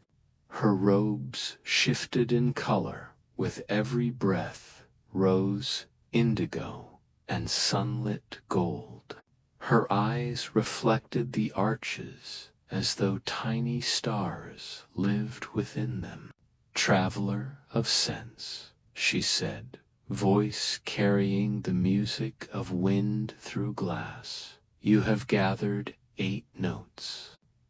The 9th awaits where echoes become memory." Caliph inclined his head. "And where is that?" She raised a slender hand toward the fountain of rising sand. "Here, where time carries every story upward. But to take it, you must offer a memory you would never wish to forget." A hush settled over the plaza. The caravan stood still, as if even their breathing might break the spell. Caliph felt the amphora grow warm, its inner lights swirling faster. He closed his eyes and thought of a night years past, his mother singing beneath a canopy of stars. Her voice soft and endless, the scent of jasmine and fresh rain in her hair. The memory was a lamp he had carried through every dark road. To give it up was unthinkably yet the melody inside him urged surrender. "I offer the night my mother sang me to sleep," he whispered. The column of sand brightened, each grain flashing like a tiny star. A single pearl of golden dust drifted down and settled into the amphora, which shone with a deep amber light. The fragrance that followed was both heartbreaking and gentle. Jasmine after rain, the faint sweetness of warm milk, a breath of night sky. The woman's voice softened. "The 9th note is remembrance in release. What you give is never lost, that becomes the song itself." Caliph opened his eyes. The memory remained like a distant echo, fainter, yet oddly eternal. The amphora pulsed with a quiet radiance, a harmony of colors swirling in endless dance above the plaza. The arches resonated together in a single pure chord that lingered in the air long after the sound faded. The city seemed to sigh in contentment, as though it had received its due. Captain Horam touched Caliph's shoulder. "We keep moving," he said softly. "The melody calls us still." As they left the plaza, the gates of the city closed behind them without a sound, sealing the whispers within. The breeze carried a final scent, a delicate blend of jasmine and stone dust, a reminder that even memories surrendered can bloom forever. The caravan left the whispering arches behind as the sun climbed high, the desert's gold deepening to copper. Wind shaped the dunes into endless ripples, each crest glinting like a polished blade. By late afternoon, the horizon darkened, not with storm clouds, but with a strange forest of black towers. As they drew closer, Caliph saw that the towers were enormous bronze bells, hundreds of them, standing upright in sand, the color of old parchment. They stretched for miles in every direction, some as tall as city walls, others small enough to cradle in a single arm. No sound came from them. The air was so still it felt padded, as if the world itself held its breath. Yet the scent was alive, rich and layered. Old copper warmed by sun, dried myrrh, faint hints of wild honey. Every inhalation carried a memory of distant fires and forgotten prayers. The travelers dismounted. Even their footsteps seemed swallowed by the silence. Captain Horim tapped the side of a smaller bell with the butt of his spear. Not a single note answered. The vibration ran through the ground, instead a pulse beneath their boots, subtle as a heartbeat. Caliph walked among the great bells, their metal surfaces etched with sigils worn soft by centuries of sand. He reached out to one, fingertips brushing its cool bronze skin. Instantly, a fragrance burst forth: damp cedar, sweet cloves, the fleeting scent of rain on stone. A single chime rang inside his mind, clear and bright, though the air around him remained soundless. A figure appeared beyond a row of bells, cloaked in shadows that shimmered like polished metal. When it spoke, the voice carried the weight. "You come seeking the 10th note," it said, "the silence that binds all melody. To take it, you must offer a word you have never spoken, but have always feared." Caliph felt the amphora grow warm against his chest. A word unsaid. He thought of regrets, of truths he had hidden even from himself. One rose like a tide he could not resist. "Forgive," he whispered. The moment the word left his lips, a deep resonance filled the valley. The bells shuddered in perfect unison, their silent voices merging into a single, endless tone. The air vibrated with it, yet the sound remained inside the mind, felt rather than heard. A soft breath of sandalwood and rain passed through the caravan, calming every heart. From the largest bell, a wisp of luminous mist lifted, spiraling toward the amphora. It condensed into a droplet of clear light and slid into the vessel, where it settled like a pearl among the swirling colors. The fragrance that followed was impossible to name.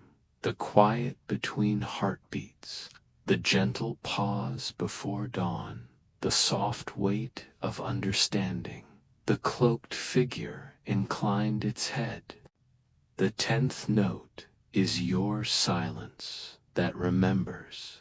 With it, the melody nears completion. As the figure faded, the bells ceased their trembling.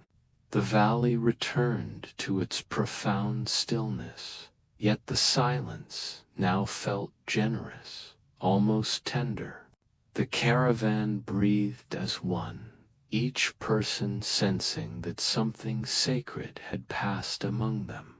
They left the valley of silent bells as evening painted the dunes in shades of plum and ash. Stars ignited overhead, their light like distant chimes. The amphora glowed faintly against Calith's chest, pulsing with a serene rhythm. Ahead, a faint silver ribbon of river light wound through the darker promise of water, and the next step in the melody's path. Night carried the caravan to the edge of a landscape unlike any they had crossed. Beneath a sky glittering with 1,000 cold stars, a river shimmered with light that was not entirely moon-born. The water gleamed like molten silver, its surface smooth as glass, except for the slow swirl of luminous eddies that glowed from within. A cool mist rose above it, sweet with a fragrance of lotus and fresh rain, and something fainter like the breath of distant snow. Calith felt the amphora quicken against his chest, its swirling colors green, violet, amber, pearl brightened as if answering the river's glow. The travelers halted on the bank, their faces bathed in silver light.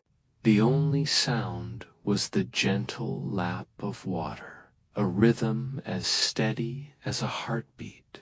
It looked impossibly thin, sculpted from moonlight and crystal. No railings guarded its edges. It simply rose from one bank and vanished into a soft haze on the other side. Beneath it the water shifted in subtle colors, first deep blue, then pale rose, then a soft green that matched the glow of the amphora. Captain Horam stepped forward, testing the bridge with the tip of his spear. "It holds," he said, though his voice trembled. "But feel that." He lifted his boot, and a sound like a quiet chord echoed in the air, as if the stone itself sang when touched. They crossed in single file.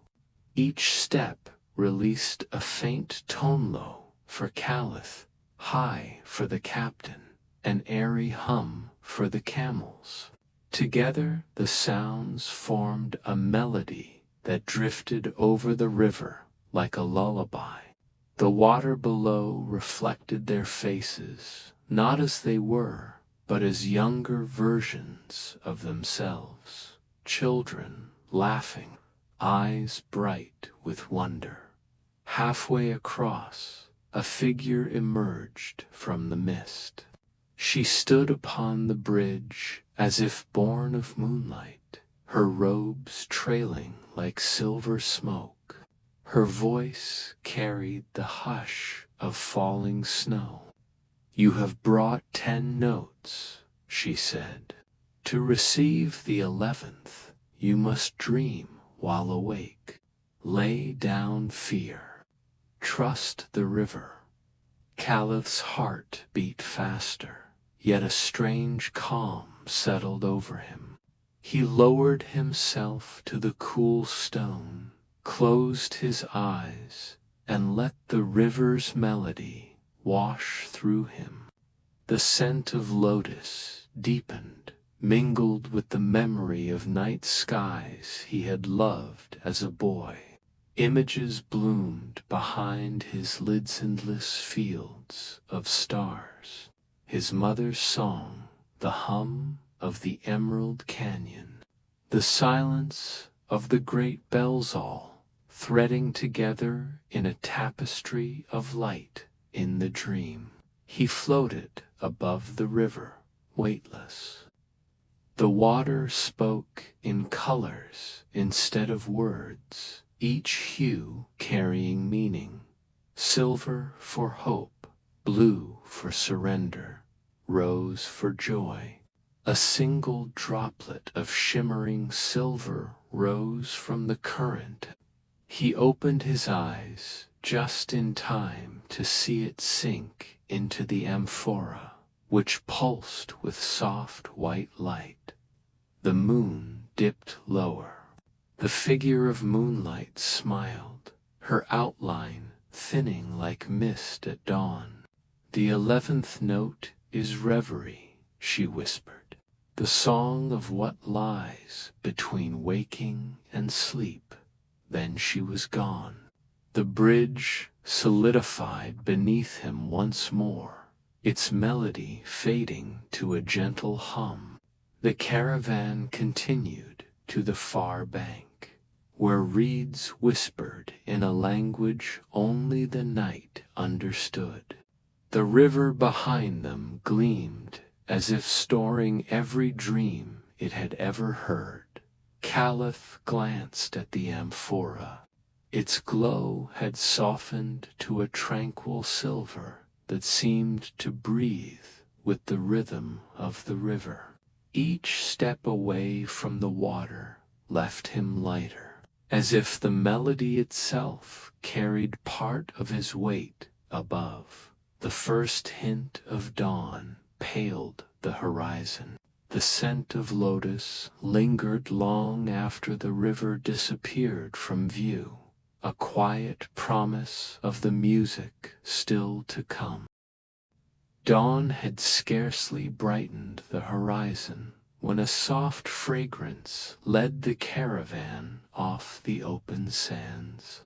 It was unlike anything Caliph had ever known, rich with midnight jasmine, a hint of honeyed fig, and the cool sparkle of dew before sunrise.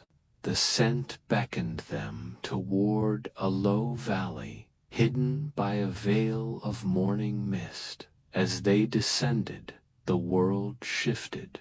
Sand gave way to dark soil that shimmered faintly as though starlight still clung to it. The mist parted to reveal a garden that seemed born of the night itself. Flowers, taller than a person, unfolded vast petals of deep indigo and soft silver. Their centers glowed with a gentle luminescence, like constellations scattered across velvet. Vines draped from obsidian arches, their leaves dusted with what looked like tiny galaxies. The caravan moved in hushed wonder. Each step released a chorus of faint chimes, as if the soil itself sang when touched. Moths with wings like fragments of nebulae drifted between blossoms, leaving trails of faint light. The air pulsed with an unseen rhythm, a heartbeat too delicate to hear, but impossible to ignore. From within the garden came a figure dressed in robes as dark as the void, trimmed with threads of living silver. Their eyes reflected entire star systems, endless and calm. "You have gathered 11 notes," the figure said, voice low and resonant, like moonlight woven into sound. "The 12th lies in the blooming of what sleeps. To claim it, you must bring light to what you most keep hidden." Caliph felt the amphora thrum against his chest. The words settled inside him like seeds waiting for rain. He thought of the parts of himself he seldom touched, the quiet envy of those who had chosen simpler paths, the weariness that sometimes shadowed his quest, the small, unspoken fears of being forgotten. He knelt among the glowing flowers. "Here is the truth," he said softly. "I hide my own longing for rest, for a life not shaped by journeys or impossible melodies. I hide it because I fear it means I am unworthy of the song." The garden stirred. A breeze swept through the night-blooming stars, and each flower opened wider, releasing a dazzling light. Their fragrance deepened sweet jasmine, ripe figs, the faint coolness of dawn rain.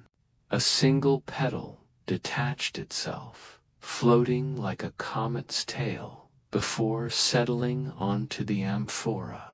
It melted into the vessel, leaving a shimmer of starlight across its surface. The figure inclined their head. "The 12th note is illumination," they said. "What you reveal becomes a guiding star around them." The garden pulsed brighter, and for a heartbeat the sky above mirrored it. Every constellation seemed to lean closer, as though listening. Then, as quickly as it had awakened, the brilliance softened. The petals folded back into quiet glow, and the moths drifted upward into the fading mist. Caliph rose, the amphora now alive with a gentle inner starlight. He felt lighter, as if some hidden weight had dissolved in the garden's soft brilliance. Captain Horam laid a hand on his shoulder and simply nodded. No words needed. The caravan moved on as morning warmed the valley. Behind them the garden faded into a shimmer of silver dew, leaving only a lingering scent jasmine and starlight that clung to the cool morning air. By midday the desert heat pressed down in shimmering waves, but the fragrance of starlit jasmine still lingered on the wind. Ahead, a sweep of dunes curved like a golden sea, their crests unnaturally smooth, as though polished by centuries of quiet hands. Caliph felt a subtle vibration beneath his feet, a low murmur that did not belong to shifting sand. The ground trembled, and a circle of dunes collapsed inward with a sigh. From the hollow rose a stairway of pale stone, its surface carved with script so old it looked like flowing water frozen in time. Cool air drifted upward, carrying the scent of parchment, cedarwood, and faint sandalwood smoke. It was the scent of a library that had never known dust. The caravan descended in silence. Lanterns flickered against the stairwell's walls, revealing lines of constellations etched in silver. At the base, they stepped into a vast chamber where shelves of translucent crystal spiraled upward into darkness. Each shelf cradled scrolls and books bound in metals that shimmered with quiet light. The only sound was the whisper of pages turning themselves, as if unseen hands kept the knowledge alive. Caliph breathed deeply. The air was alive with fragrance, ink mixed with old cedar, sweet myrrh, and a faint breath of rain-soaked earth. It was a scent that stirred memory and wonder, making the heart slow to match the rhythm of the place. A figure emerged from behind a column of moonstone, cloaked in robes patterned like flowing script. Their eyes held galaxies of shifting letters. "You have carried 12 notes," they said, voice echoing like words spoken inside a dream. "The 13th awaits where knowledge sleeps but never dies. To receive it, you must surrender a truth you believe defines you." Caliph stood among the silent shelves, the amphora glowing faintly at his chest. What truth had he clung to through every trial? He thought of his identity as a seeker, the belief that only through endless questing could he find meaning. Slowly, he placed a hand over the amphora. "I release the belief that I am only a traveler," he whispered. "I am more than the roads I walk." The chamber seemed to inhale. Scrolls rustled, books sighed. From the highest shelf, a single fragment of light descended, shaped like a floating letter. It settled into the amphora, dissolving into a gentle silver-gold radiance. A fragrance bloom-aged parchment, kissed with rain. The calm sweetness of night-blooming herbs. The quiet warmth of a home fire. The 13th note, the figure intoned, is understanding. What you learn is not what you are, but what you carry forward. Around them, the shelves glowed briefly, revealing glimpses of hidden worlds, cities of glass, oceans of endless stars, forgotten empires whispering their secrets in languages older than wind. Then the lights dimmed, leaving only the steady glow of the amphora. Captain Horam exhaled, his voice soft. "I feel as if the walls themselves are breathing." "They are," the figure replied with a faint smile. "Every story breathes, and every breath becomes part of the greater song." The caravan climbed back toward daylight.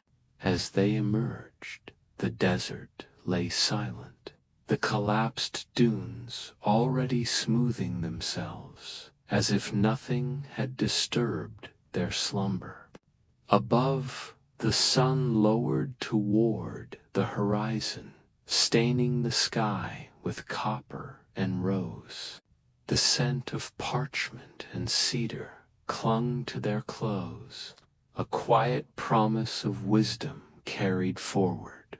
Caliph looked to the amphora, now shining with threads of pale gold and star-bright silver. Each new note felt like a heartbeat, a growing melody that pulsed not just within the vessel, but within himself. Ahead, far beyond the rolling dunes, a distant range of violet hills shimmered like the edge of a dream waiting to be entered. Evening draped the desert in a wash of soft copper as the caravan pressed onward. The horizon ahead glowed with an otherworldly violet. As they neared, Caliph felt the ground change beneath the camels. Hooves, sand, giving way to a smooth mineral crust that shimmered like powdered amethyst. Each step released a faint musical ring, as if tiny glass bells lay hidden beneath the surface. The air here carried a fragrance unlike any other, a swirl of wild lavender, sun-warmed stone, and a delicate trace of frankincense. It calmed the mind while sharpening the senses, as though the hills themselves wished to lull and awaken all at once by moonrise. The caravan stood at the foot of the violet hills. Great boulders glowed faintly, their surfaces veined with luminous quartz that pulsed in slow rhythm. The sound of distant wind seemed to echo backward, like voices speaking in reverse. Captain Horim lifted his lantern. The hills are singing to themselves, he murmured. Caliph felt the amphora warm against his chest, its many-colored lights answering the subtle music. They're remembering, he said quietly, though he wasn't sure why the words came. They followed a narrow path winding between violet outcrops. The rocks released soft sighs of resonance with every footfall. The scent deepened lavender, interlaced with the dry sweetness of sage, and a faint, cool metallic note like evening rain. At the center of the hills lay a basin bathed in moonlight. From its heart rose a single column of stone, perfectly smooth and perfectly round, like the neck of a giant bell. Around its base, shimmering echoes took form, fleeting shapes of travelers from centuries past, their outlines shifting like heat mirage. Some appeared as children, some as elders, all humming a low melody that vibrated through the bones. A figure emerged from the violet glow, their robe a tapestry of starlit patterns. Eyes like mirrored quartz regarded Caliph with quiet knowing. 13 notes now dwell within you, the figure said. The 14th awaits an echo of every life that walked before. To hold it, you must listen, not with your ears, but with your memory. Caliph closed his eyes. The amphora pulsed softly, drawing the sound inward. At first, he heard only the sigh of wind. Then came layered voices, laughter of childhood companions, murmured blessings from long-departed elders, even the quiet cries of those who had once opposed him.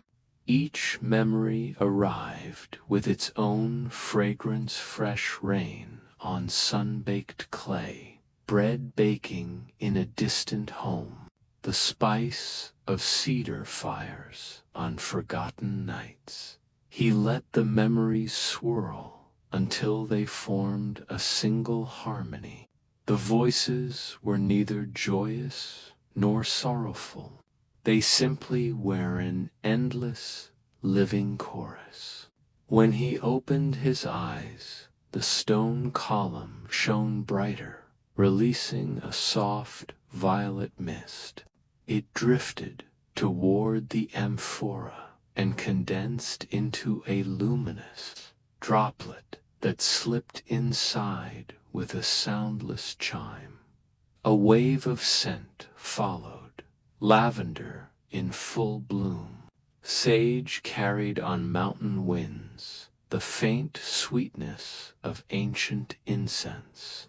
The amphora's glow deepened, threads of violet weaving through the existing dance of silver, gold, and emerald.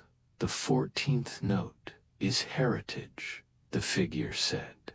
Their voice a soft reverberation of every echo Caliph had heard. The past is not behind you. It sings within you.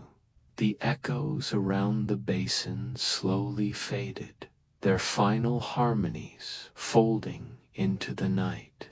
Above, the stars burned brighter, as though the universe had leaned closer to listen. The figure bowed once and dissolved into the violet haze. Captain Horam exhaled, the sound almost reverent. "These hills remember everything," he whispered. "They remember us now," Caliph replied. They left the basin as the moon climbed high, painting the hills in shades of indigo and pearl. The scent of lavender and ancient incense followed them long after the violet glow disappeared behind the rising dunes, carrying the quiet assurance that the song was still unfolding. The caravan reached a hidden valley just as the first rays of dawn poured over the eastern rim of the desert. A hush settled among the travelers. Below them spread an endless orchard, its trees heavy with amber-colored fruit that shimmered like droplets of melted sun. From every branch, a faint mist drifted upward, carrying the scent of honey and cedar, rich enough to make the heart ache. Caliph stepped into the orchard and felt the air change. Warm and golden, it seemed to thrum with quiet promise. Dew on the leaves sparkled like polished citron, and when a breeze passed, hundreds of tiny fruits loosened from their stems, falling not with a thud, but in a slow, spiraling dance as though the orchard itself exhaled them. They drifted down in a shower of golden rain, soft enough to land without sound. The amphora at Caliph's side responded instantly, its lights shifting into hues of molten amber. He caught a fruit in his hands. Its skin was smooth and cool despite the sun's growing heat. A faint fragrance of aged resin and wildflower honey rose from it, filling his senses with a calm so deep it bordered on dream-dot.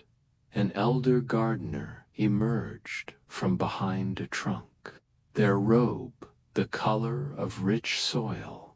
Their eyes gleamed with the same warm light as the fruit. "This is the orchard of memory," the gardener said. "Each tree grows from a forgotten moment of joy, every fruit a preserved fragment of bliss. To gather the next note, you must taste without swallowing. Let the memory speak and pass through." Caliph nodded and raised the fruit to his lips. The first drop of juice touched his tongue like liquid sunlight. Instantly he stood elsewhere, a childhood courtyard scented with jasmine, his mother's laughter echoing across a quiet evening. He reached for her, but the vision dissolved into another dancing flames of a festival long past. Friends clasping hands in song. Scene after scene cascaded through him, each brighter than the last. He did not drink. He simply breathed them in, letting each memory settle like warm light in his chest. The amphora vibrated gently, threads of gold weaving tighter around its glowing heart. The gardener's voice carried through the orchard. The 15th note is joy remembered. To heal is to recall what once made the soul sing. One by one, the falling fruits released their perfume. Honey mingled with resin, a hint of sweet rain on dry earth. The air itself seemed to sparkle. Caliph felt the amphora grow lighter, not heavier, as if the captured note relieved more weight than it added. Captain Horam wandered a short distance away, awestruck. "It smells like 1,000 summers," he murmured. Caliph smiled faintly. "Or a single perfect one." The orchard brightened as the sun climbed higher, each tree shimmering with a subtle inner glow. At the center of the grove stood a tree taller than the rest, its trunk twisted like flowing water. From it hung a single fruit, larger than a clenched fist, shining with pure amber light. Caliph approached and bowed. Without a word, the great fruit detached, hovering for a moment before releasing a single golden droplet. It floated across the air and sank into the amphora with a soft, crystalline chime. The orchard's breeze shifted, carrying away the mist and leaving behind only the gentle scent of honey and pine. The elder gardener inclined their head and stepped back into the trees, vanishing as if woven into the bark. Caliph and his companions lingered a moment longer beneath the gentle rain of light, hearts steadied by the memory of countless joys. Then they turned toward the path leading out of the valley, the amphora glowing with a warm new radiance, another note added to its ever-expanding song. Night fell with a velvet softness as the caravan wound through a canyon of pale sandstone. The air was still, yet the rock faces pulsed with faint lines of firelight that shifted like living veins. Ahead, a natural arch framed a glow, the color of copper embers. A hush moved through the travelers. Even the camels stepped more lightly. They entered a cavern whose walls curved upward into a dome of blackened stone. Dozens of narrow fissures cut through the ceiling, and from each sprang a thread of flame delicate, whisper-thin, dancing without smoke. These were no ordinary fires. They sang, a barely audible harmony of sighs and murmurs, as if each flame carried a memory of ancient voices. The amphora in Caliph's satchel warmed with a steady pulse, its inner light shifting to deep bronze. He removed it carefully. The flames bent toward the vessel, quivering in greeting. A solitary figure stepped from the shadows, draped in a robe the color of cooled ash. Their eyes reflected the dancing fire like molten coin. "You have gathered many notes," they said softly, "but to hold the 16th, Caliph knelt within it. The heat of the floor was gentle, more comforting than harsh. Around him, the flames leaned closer, their whispering voices threading together in languages too old for words. Then, one by one, they fell silent.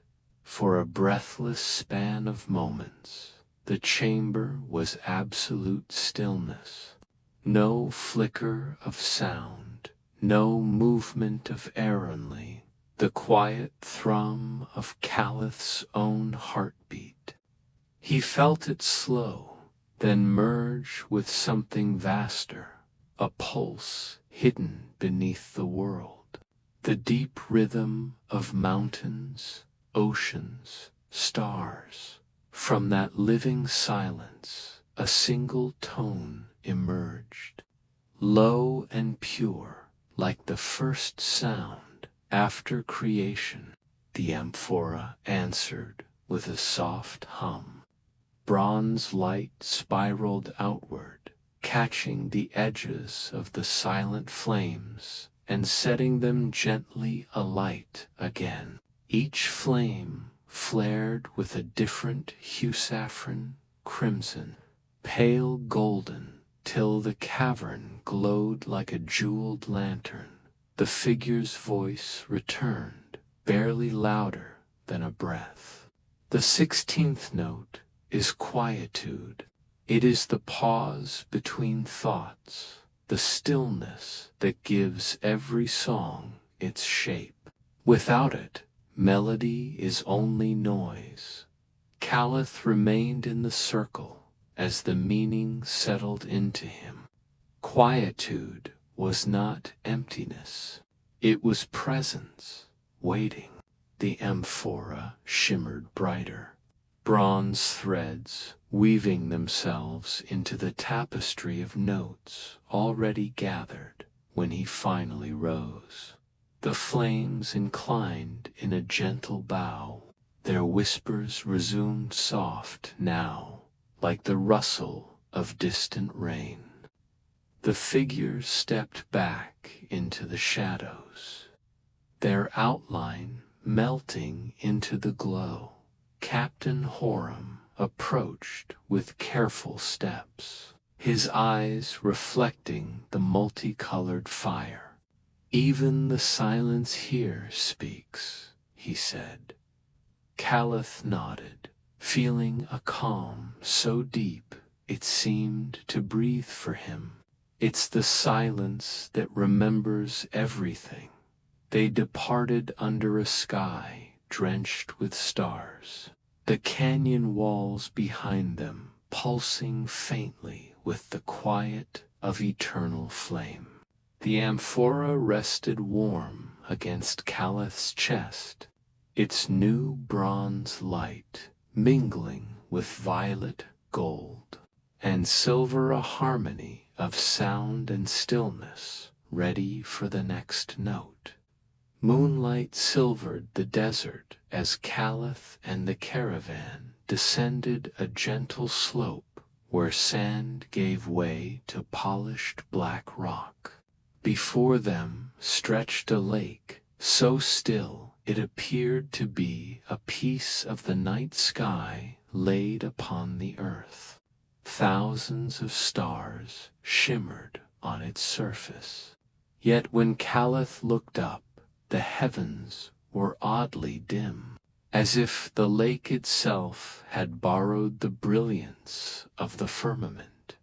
A breath of air drifted across the water, cool and scented faintly of myrrh and distant rain. Each ripple sent constellations scattering in glittering waves. The amphora stirred against Calith's chest, its many-colored lights flickering in quiet recognition. At the shoreline stood a woman draped in robes of dark indigo. Tiny crystals were woven through her hair, reflecting the starlight in delicate sparks. Her eyes were as deep as midnight. "Welcome, keeper of notes," she said. voice a gentle echo of distant tides. The 17th waits where the sky and water become one. She led Caliph to a slender stone pier that stretched over the lake. With every step, the stars beneath their feet rearranged themselves, forming shifting patterns, spirals, rivers, and ancient sigils that glimmered for a heartbeat before dissolving into the dark. The amphora vibrated softly, resonating with the silent music of the constellations. At the end of the pier, the woman produced a small obsidian bowl. Lower the amphora into the water, she instructed, but do not let it sink. The stars will find their way. Caliph knelt and eased the vessel into the glassy lake. Instantly, the reflected constellations swirled inward, converging in a slow spiral around the amphora. A low, melodic hum rose from the water, a sound both cosmic and tender, as if the universe itself was breathing. The woman began to chant in a language older than any empire. The lake answered, stars pulsing in rhythm. Caliph felt a gentle pull in his mind, like memories he had never lived, calling to him the birth of distant galaxies, the hush of interstellar winds, the patient turning of planets through eons of night. One star separated from the rest, a single, radiant point of light. It drifted toward the amphora and slipped inside without a splash, a streak of brilliance that left a trail of faint silver mist. The vessel glowed with a new inner starlight, threads of platinum and deep indigo weaving through the existing harmony. The 17th note is infinity, the woman said softly. It is the reminder that every moment is both a beginning and an endless return. Caliph remained kneeling as the lake resumed its perfect stillness. Above, the real stars brightened once more, as though grateful to have their reflections return. The scent of myrrh deepened, blending with the crisp tang of night air and the quiet promise of rain far beyond the desert captain. Horam stepped onto the pier behind him, awed. It's as if the sky came down to greet us, he whispered. Caliph lifted the amphora, silver droplets sliding from its surface and vanishing before they touched the wood. Perhaps it always has, he replied. They left the lake under a canopy of blazing stars, their footsteps echoing across the black stone path. The amphora now shimmered with a serene brilliance, the gathered notes resonating in a silent, infinite song that followed them into the waiting dark. The caravan climbed a narrow mountain trail where the air grew cool and fragrant with unseen blooms. When they crested the ridge, a sight of quiet wonder opened before them, a hidden garden bathed in full moonlight. Terraces of pale marble descended toward a central pool, each level overflowing with flowers that glimmered as though dusted with frost. Their petals shone silver and blue, releasing perfumes so gentle they seemed to hush the night itself. Caliph stepped onto the marble path. The stones were warm despite the mountain chill, and every footfall awakened a soft glow, as if the garden recognized his presence. A soft breeze drifted through rows of moonlit lilies, carrying scents of jasmine, night-blooming cereus, and a hint of sweet mint. It felt like breathing in a dream. A figure awaited him at the pool, a woman draped in robes the color of moonstone, her eyes luminous with quiet affection. "This garden grows from the moon's patience," she said. "Here every seed remembers the light of night. The 18th note lies within these blooms, but you must walk the garden until it chooses you." Caliph began to wander. He moved slowly among orchids that released cool, powdery aromas and roses whose petals glowed with a faint inner fire. Each fragrance unfolded like a memory, the calm of distant oceans, the hush of first snowfall, the gentle heartbeat of someone once loved. The amphora pulsed with a soothing rhythm, threads of silver weaving across its surface like moonbeams on water. At a secluded corner of the garden, Caliph discovered a single flower unlike any other. Its petals were translucent, shimmering with all the shades of moonlight, pearl, ivory, soft blue. A faint trail of silver mist curled from its center, carrying the scent of night air after rain. As he approached, the flower opened wider, revealing a droplet of glowing nectar. He leaned closer. The nectar released a quiet melody, a sound more felt than heard, like the distant music of tides. The amphora responded with a gentle hum, and a ribbon of silver light stretched from the flower's heart into the vessel. The nectar's glow slipped inside without a ripple, leaving behind a lingering fragrance of dew and soft jasmine. The moonlit woman bowed her head. "The 18th note is tranquility," she said. "It is the peace that arrives when one learns to listen to silence as a friend." Caliph closed his eyes, letting the scent of the garden settle around him. He felt a calm deeper than sleep, a serenity that seemed to stretch beyond the limits of thought. The amphora glowed brighter, the silver threads interlacing with the many colors gathered from deserts, hills, and stars. When he opened his eyes, the garden seemed to breathe.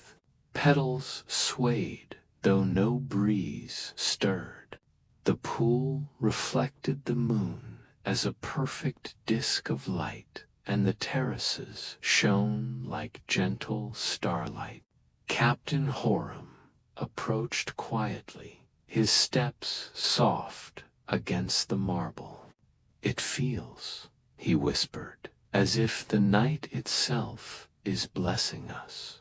"It is," Caliph replied, "and it asks only that we listen."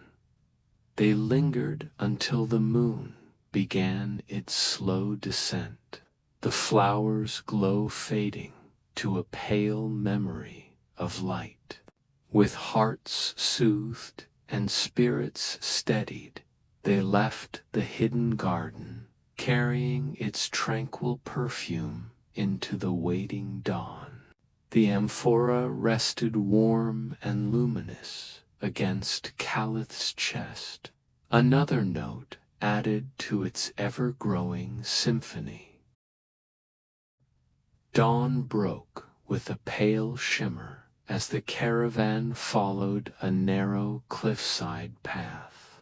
Below, an endless gorge yawned, its depths lost to violet shadow. The morning breeze was cool and dry, carrying a scent of distant pine and the faint tang of stone warmed by sun. Ahead stretched a bridge unlike any Caliph had ever seen, a single arc of glassy crystal spanning the abyss, translucent and faintly luminous, as if carved from the breath of the sky itself. No ropes, no supports, only a ribbon of shimmering light. When the first rays of sunlight touched it, the bridge exhaled a quiet hum, the air around it still. Birds that had followed the caravan fell silent, wings frozen mid-flight before gliding away, as if in reverence. Captain Horam's eyes widened. Is it safe? Caliph felt the amphora stir against his chest, its glow answering the soft resonance of the bridge. It calls us, he said simply. They stepped onto the crystal arc. The surface was smooth as still water and cool beneath their sandals. Each footfall awakened a faint ripple of sound, like wind brushing through distant flutes. The deeper they walked, the softer the world became. The roar of the canyon faded. Even their own breaths seemed hushed until only the faint hum of the bridge remained. Halfway across, a sudden gust of wind swept upward, but it made no sound. Instead, it carried a fragrance of wild herbs and cold mountain rain, stirring memories of moments unspoken, conversations that had never needed words, silent glances across firelight, the comfort of a companion's quiet presence.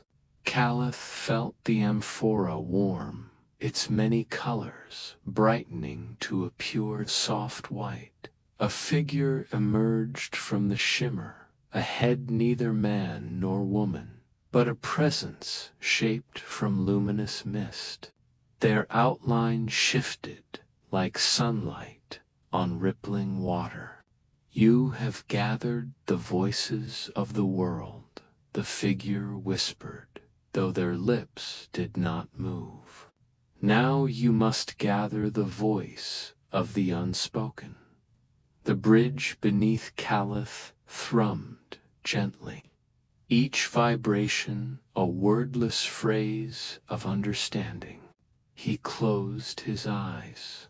The memory of every silence he had ever shared unfolded, the hush before a long-anticipated answer, the peace of standing alone beneath endless stars, the warmth of friendship in a quiet dawn.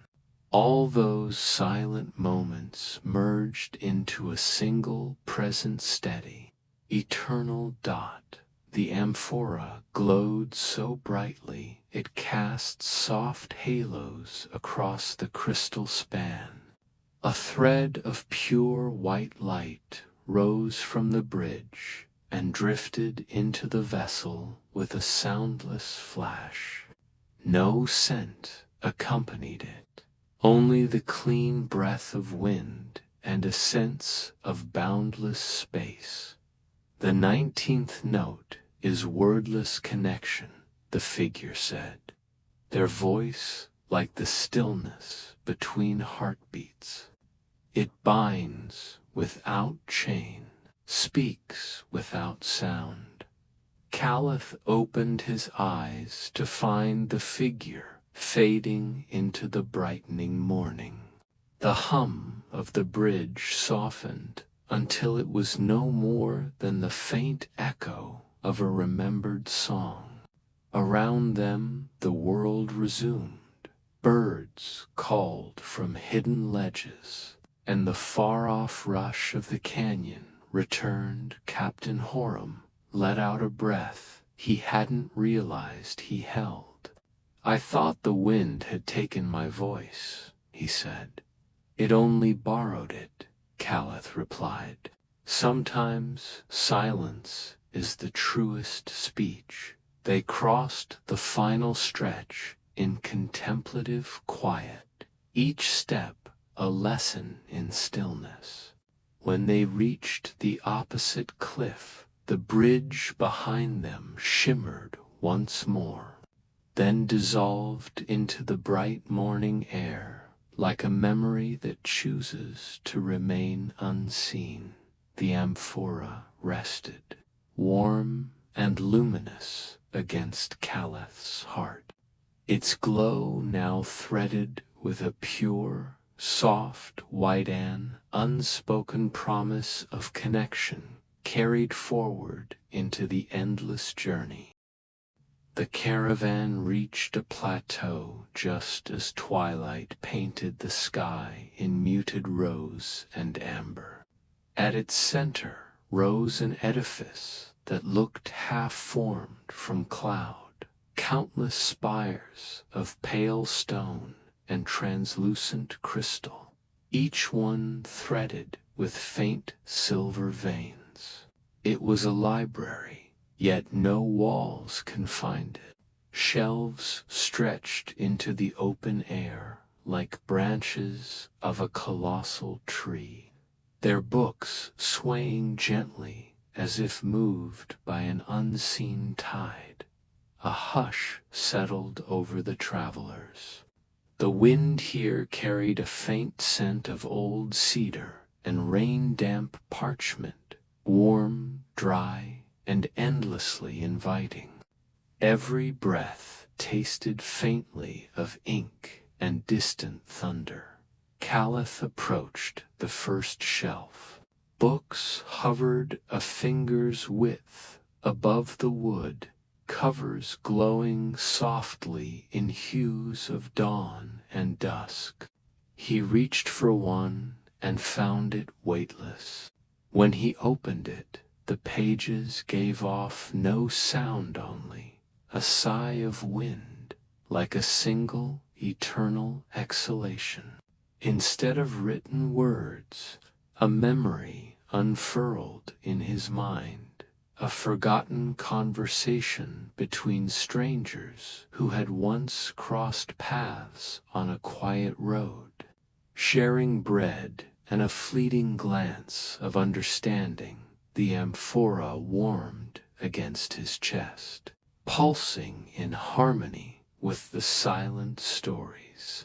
Its glow reflected across the floating volumes, weaving silver light through their translucent covers. From behind a pillar of crystal stepped a keeper of the library, robed in soft gray eyes bright as polished moonstone. Every breath ever drawn becomes a page here, they said, their voice a low rustle like wind through tall grass. To hold the 20th note, you must read without eyes and listen without ears. Caliph closed the book and simply stood, breathing. The library responded. Books drifted closer, pages fluttering open without sound. A chorus of quiet memories entered him, the first cry of a newborn carried on a winter wind, the last sigh of an elder who watched 1,000 dawns, the patient inhale of mountains before a storm. Each breath joined the next, forming a rhythm that was not quite song, not quite silence. The amphora glowed brighter, silver threads intertwining with the white of wordless connection and the indigo of infinite night. A soft draft swept through the shelves, gathering into a single luminous current. It circled Caliph like a gentle spiral and flowed into the vessel with a sigh so faint it might have been his own breath. The 20th note is life's whisper, the keeper said, bowing slightly. Every breath a story, every silence a chapter. To remember this is to remember all. Captain Horam stepped forward, awe softening his features. It feels alive, he murmured, as if the air itself keeps our memories. It does, Caliph replied, voice barely above a whisper. We are all pages in its book. As dusk deepened, the library's spires shimmered like constellations. Books drifted upward, vanishing into the starlit sky, their silent tales continuing beyond sight. The scent of cedar and parchment lingered like a promise. With quiet steps, the travelers left the plateau. The amphora now carried the soft, endless rhythm of breath itself, a new note that blended with all the others, violet hills, amber orchards, whispering flames until it seemed the universe was quietly singing from within. Night settled like a velvet cloak as the caravan entered a canyon lined with columns of pale crystal. Each pillar caught the moonlight and fractured it into countless tiny rainbows that shifted with the faintest breath of wind. At the heart of this glowing corridor stood a circular pavilion, its roof a lattice of silver beams, its floor a perfect disk of black glass that reflected the sky with unsettling clarity. A gentle ticking filled the air, not mechanical but natural, like distant droplets striking hollow stone. The scent was unfamiliar, yet soothing, a blend of cool river mist and the faint sweetness of pressed violets. Caliph felt the amphora warm as though responding to a heartbeat older than stars. They stepped inside. Above them, the sky's constellations appeared to slow, each star moving with deliberate grace. When Caliph looked down at the mirrored floor, the reflection showed something different. Scenes from his own journey, unfolding not as memory, but as living present teach footstep. Each silent breath playing in quiet synchronicity with the night. From the pavilion's center rose a slender column of light, faint as morning frost. Within it drifted countless golden motes that pulsed in gentle rhythm, like grains of sand suspended mid-fall. A figure emerged from this glow, neither old nor young, clothed in flowing fabric that shimmered between silver and deep midnight blue. The 21st note waits within the heartbeat of moments, the figure said, their voice a calm ripple through the hush. Time is not a river, but a garden. Walk its paths without clinging to the hour. Caliph approached the column. With each step, the ticking softened until it became a slow, resonant throb. He reached out, and the golden motes swirled toward him, carrying faint scents of seasons long past autumn leaves, spring rain, the dust of forgotten summers. In their glow, he glimpsed flashes of what had been and what might be, childhood laughter echoing across a courtyard, the quiet faces of those he had yet to meet. The amphora pulsed brighter, threads of gold weaving through its many colors. A single mote drifted free, shining like a captured sunrise. It hovered before Caliph, then sank into the vessel with a sound so soft it felt like the pause between heartbeats. The 21st note is timeless presence, the figure whispered. To know it is to stand outside before and after, to dwell only in the ever now. Caliph closed his eyes and felt a deep stillness settle over him, a sense that every instant, past and future, breathed together in quiet unity. The pavilion's crystal columns glowed faintly, their rainbow shards fading to a tranquil silver. Captain Horam stepped closer, his voice hushed. It's as though the night forgot to move. It hasn't forgotten, Caliph replied softly. It's reminding us that we are already where we need to be. They lingered as the moon reached its zenith, the mirrored floor holding their reflections like patient stars. When they finally stepped away, the ticking resumed, gentle and steady, carrying them back toward the waiting desert. The amphora rested warm against Caliph's chest, a new golden radiance joining the quiet harmony of every note gathered so far.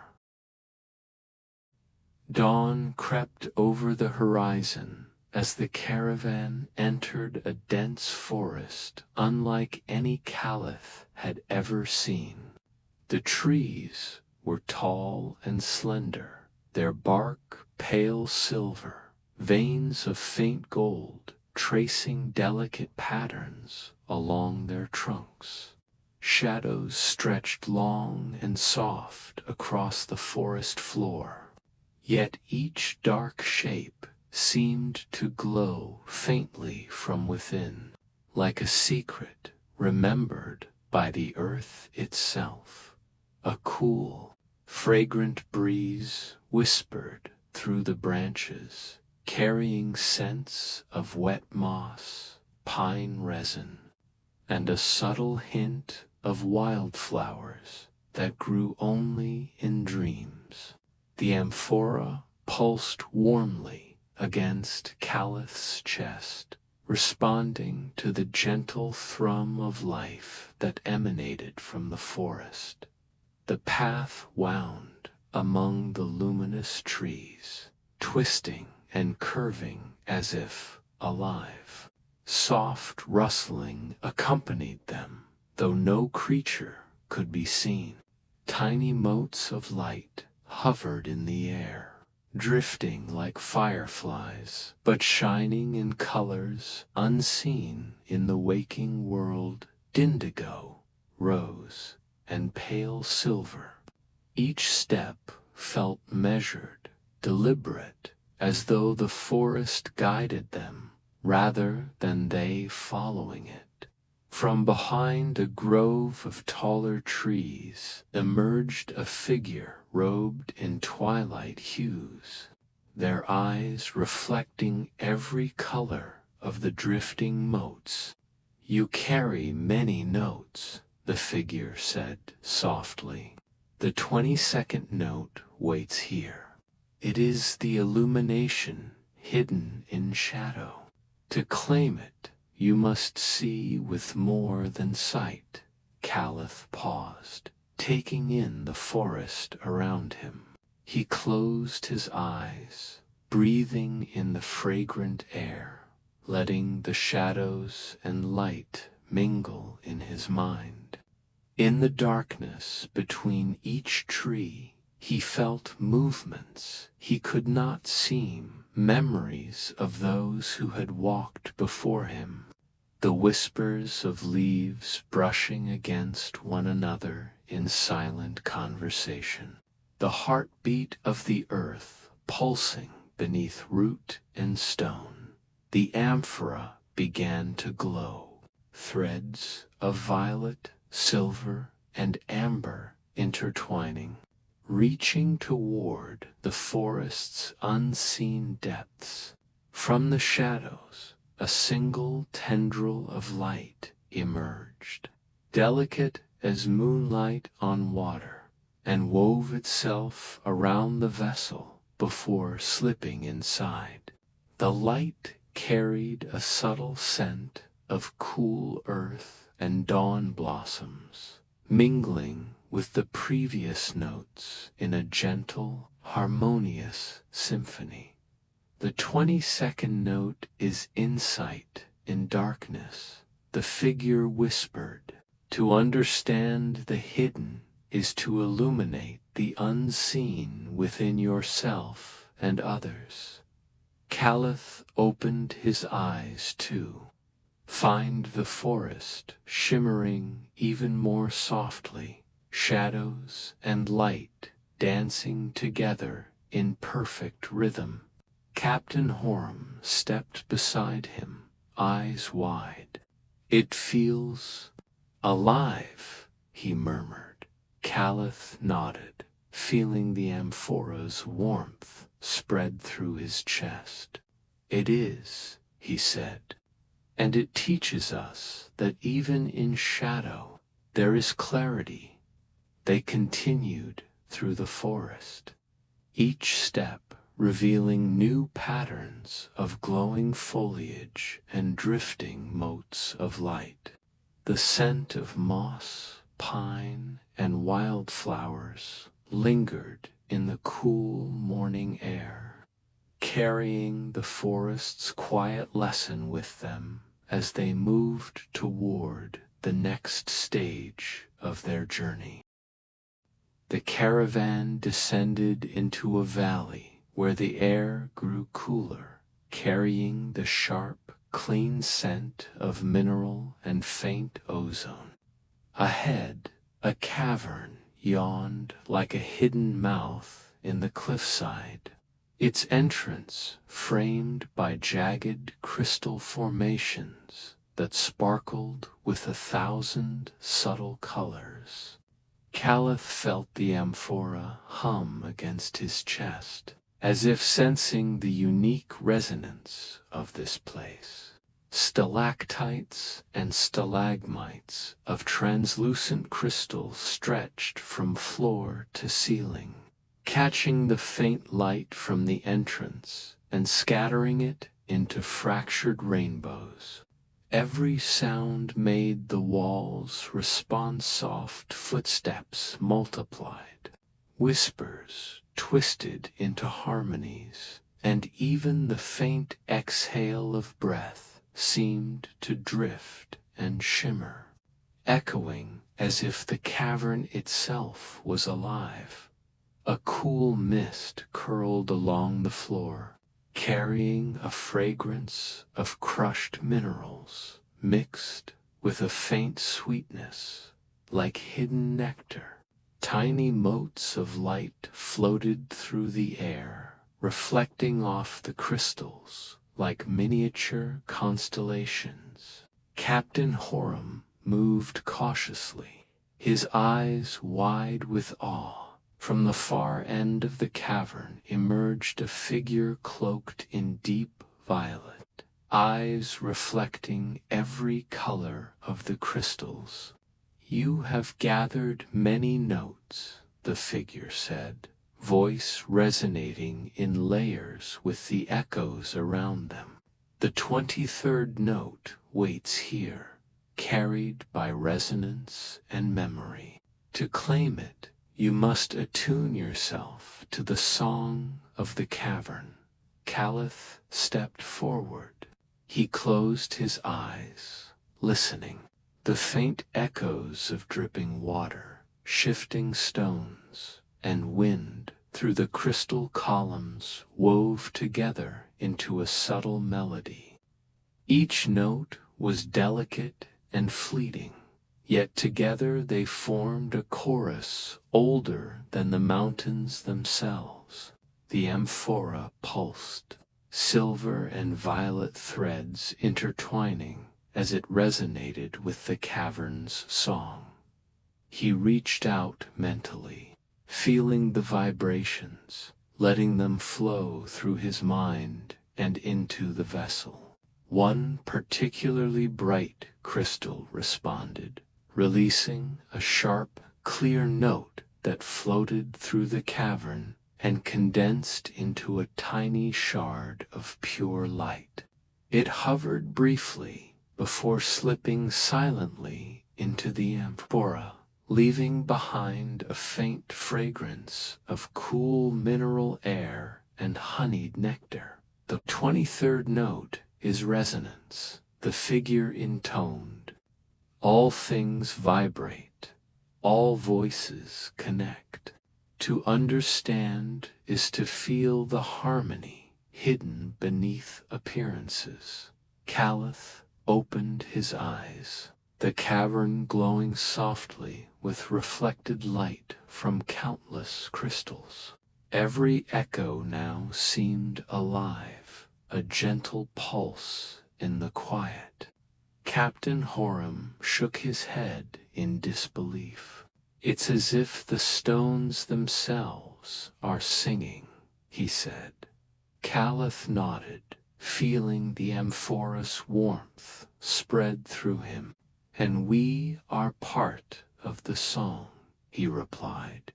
They lingered a moment longer, breathing in the mist and fragrance, letting the quiet music of the cavern settle into their bones.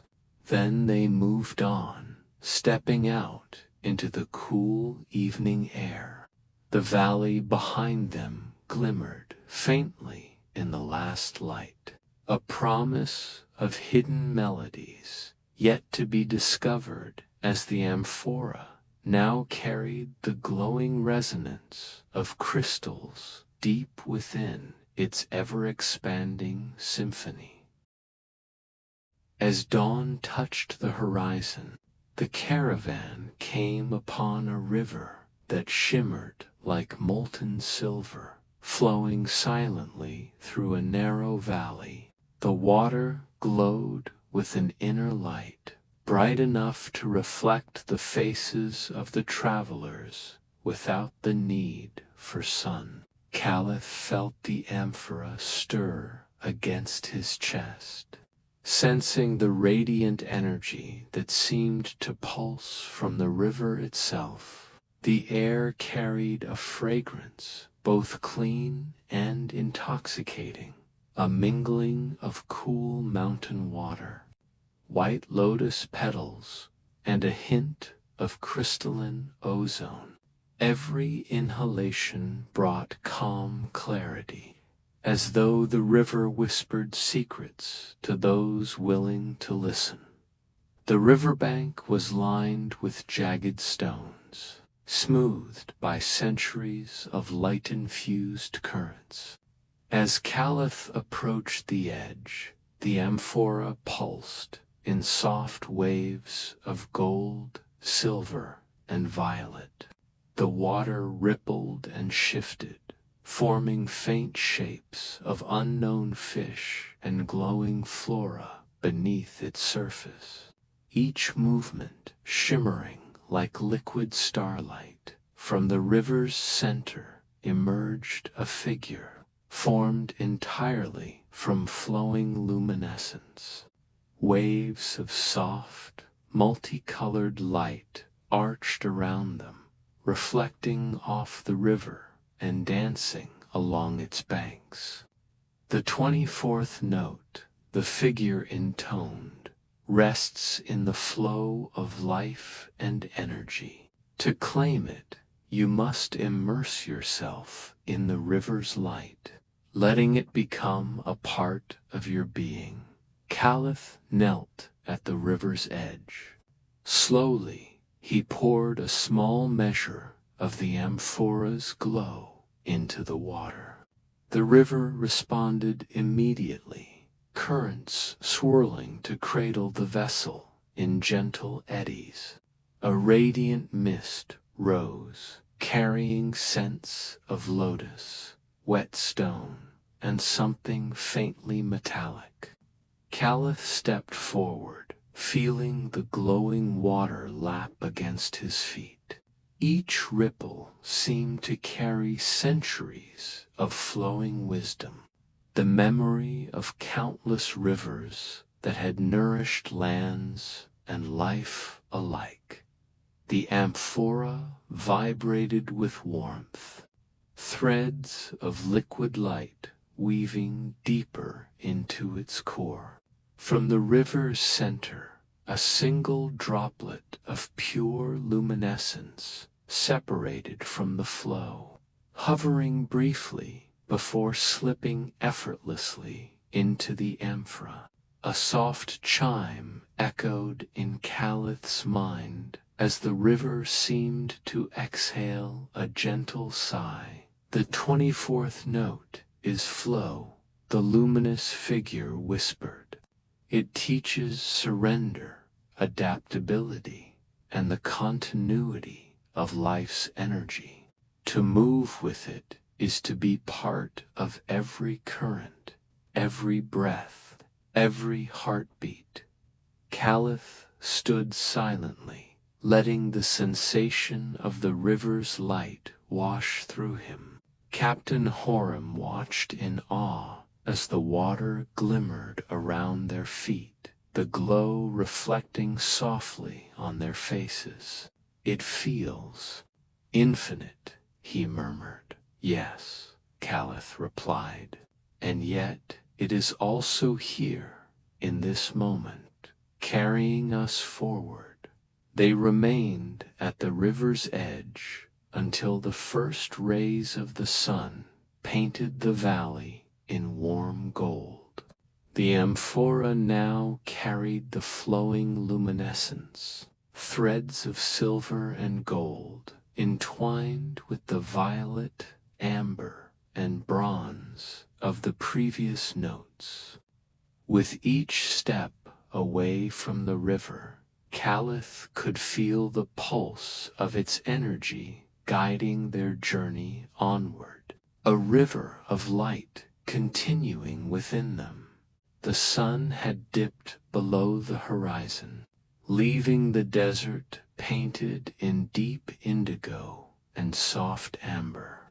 The caravan entered a narrow canyon, its sheer walls carved from sandstone, so smooth they seemed almost liquid in the fading light.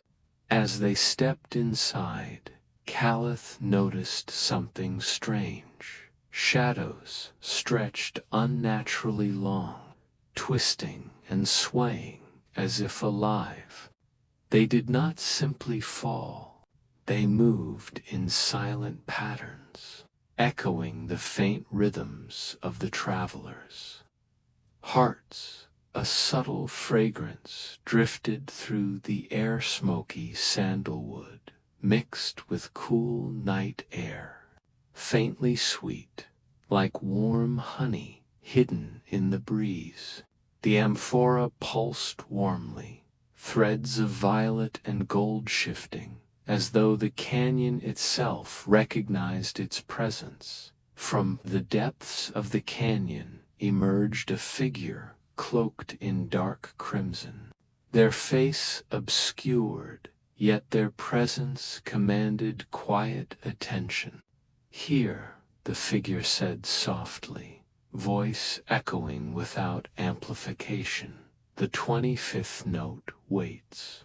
It sings in the space between shadow and light. To claim it, you must follow the melody, unseen yet felt. Caliph stepped forward, closing his eyes to better sense the canyon's rhythm. The shadows began to move in sync with his breathing, stretching, curling, and sometimes rushing past him in a gentle breeze.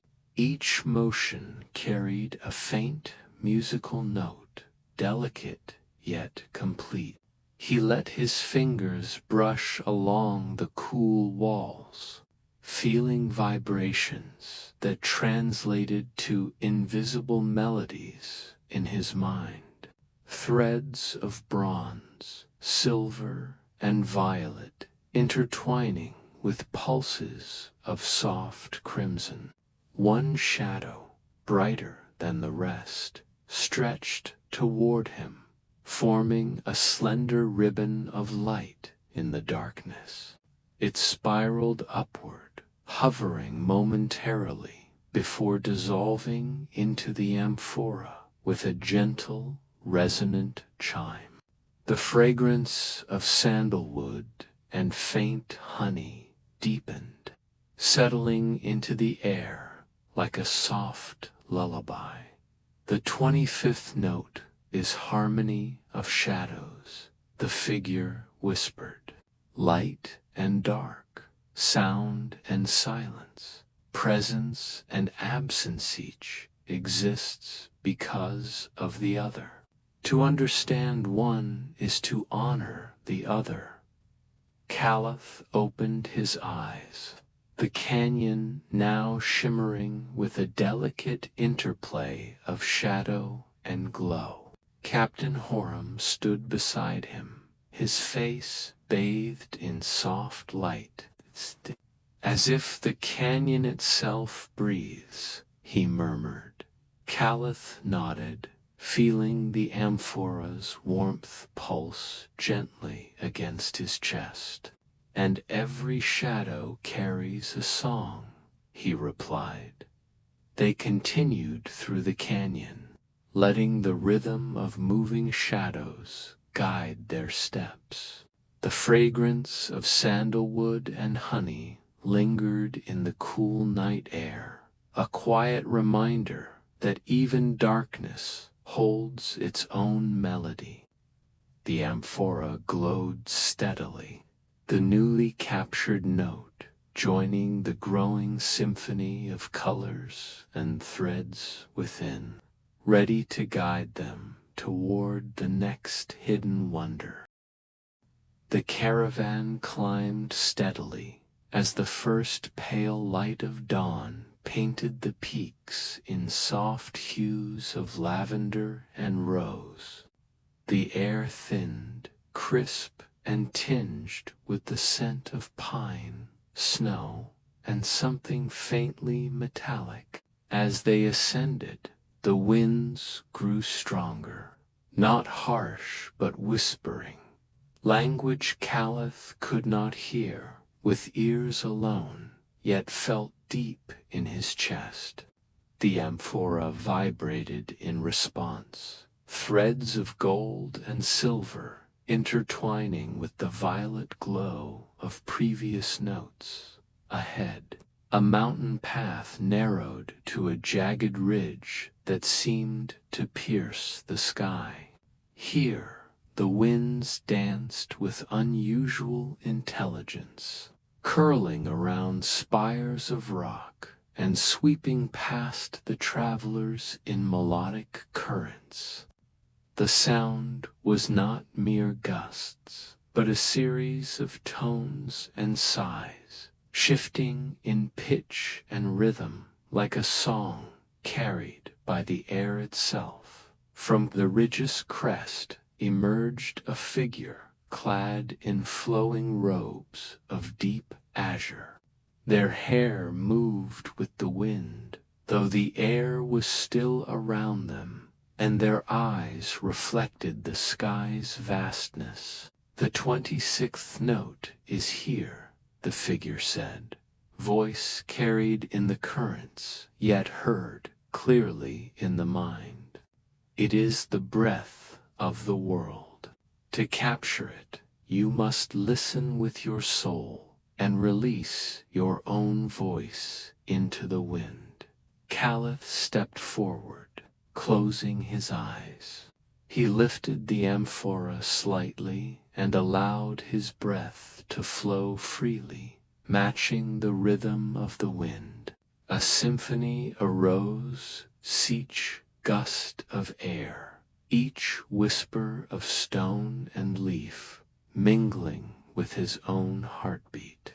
Threads of light from the vessel reached out, catching the motion of the air, intertwining with the invisible currents. A column of wind, glowing faintly with silver and pale gold, spiraled toward the amphora. It hovered, trembling gently, then merged into the vessel with a soft, harmonic resonance. The fragrance of mountain pine, fresh snow, and distant storms infused the moment, wrapping around Caliph like a gentle cloak. "The 26th note is breath of the earth," the figure whispered.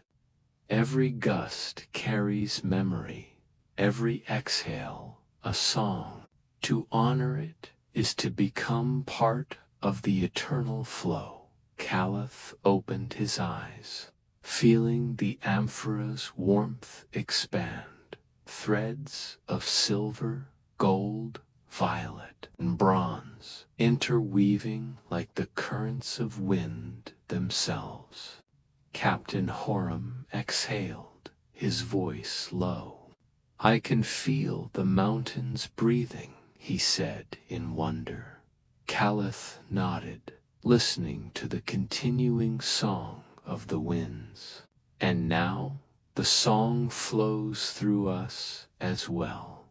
They lingered at the ridge for a few more moments, the wind swirling around them with a gentle, resonant hum, before continuing along the mountain path. Each step carried the fresh scent and sound of the world's breath, and the amphora glowed steadily, now richer and more vibrant with the addition of the 26th note. The caravan descended into a vast meadow where the horizon seemed to stretch endlessly, bathed in the soft glow of perpetual dawn. The sky shimmered with muted golds and pinks, never brightening into full day, never fading into night. The air was sweet and calming, filled with the scent of wildflowers, lavender, chamomile, and soft clover, mixed with a subtle freshness that reminded Caliph of untouched morning dew. The amphora pulsed warmly against his chest, its many-colored threads intertwining with a gentle golden hue, as if recognizing the serene beauty around them. The meadow was alive, yet quiet. Flowers leaned subtly in unison, following an unseen rhythm, and the grass whispered softly beneath the traveler's feet. Tiny, translucent butterflies flitted lazily through the air, glowing faintly like captured sunlight. Every step seemed to stretch time, making each heartbeat, each breath, a lingering note of peace. At the center of the meadow, a figure appeared, draped in robes of pale sunrise hues, their hair shimmering with strands of gold and soft pink. "You have gathered many notes," the figure said, voice soft as the meadow's breeze. The 27th note awaits. It is the essence of beginnings, the calm before all action. To hold it, you must immerse yourself fully in the eternal dawn. Caliph walked slowly toward the figure, letting the fragrance and gentle hum of the meadow flow through him. He closed his eyes, feeling the warmth of the soil beneath his feet and the soft caress of the light in the air. Each blade of grass, each petal seemed to vibrate with a subtle harmony, threading itself into the amphora. A single blossom, taller and brighter than the rest, bent toward him, releasing a droplet of golden dew. As it floated through the air, it shimmered with all the soft hues of dawn and slipped effortlessly into the amphora.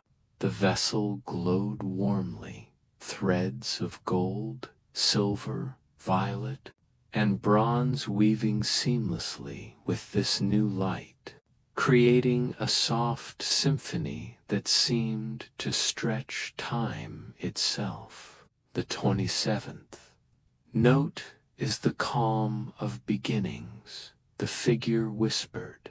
It reminds us that every journey, every choice, begins in stillness and reflection. Caliph opened his eyes, feeling a profound serenity settle in his chest. Captain Horam breathed deeply, smiling. It feels like standing at the start of everything, yet knowing nothing will rush. Yes, Caliph replied, and it teaches that the quiet of a moment holds all the potential of eternity. They lingered in the meadow, absorbing the perpetual dawn and its subtle music. The amphora radiated a soft, encompassing light, carrying within it the essence of beginnings and the serene flow of all notes gathered so far.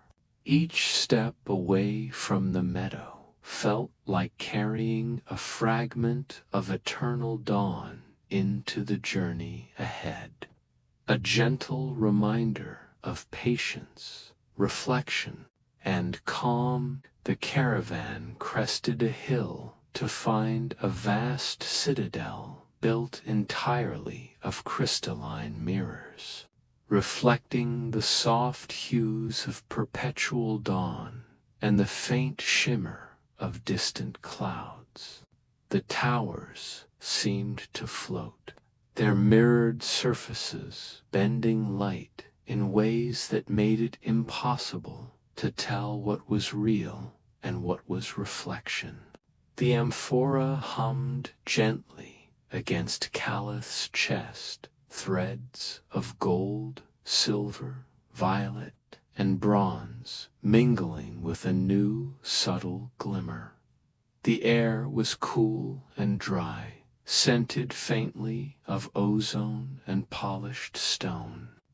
Every step toward the citadel's entrance created a chorus of soft echoes, multiplied and harmonized by the mirrored walls. The reflections seemed alive. The travelers saw themselves walking beside countless versions of themselves. Each figure paused in slightly different postures, each expression faintly different, yet all calm and still.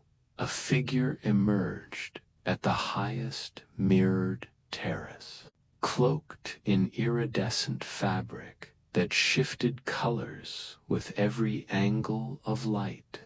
Their eyes reflected infinity itself. The 28th note, the figure said, voice carried in the soft, refracted echoes, lies within perception and reflection. To hold it, you must look beyond what is visible and embrace all angles of understanding. Caliph stepped into the citadel, the mirrors reflecting endless corridors and towers, yet somehow he felt no disorientation. He moved slowly, focusing not on what his eyes showed, but on the subtle hums vibrating through the crystal. Each reflection carried a hint of memory, laughter shared long ago, moments of quiet bravery, choices made in silence. The amphora pulsed warmly, threads of light weaving in and out of the mirrored reflections, responding to the silent music of perception at the heart of the citadel. A single mirror pulsed with faint violet light. A tendril of reflected brilliance detached and floated toward Caliph, spiraling through the air before slipping effortlessly into the amphora.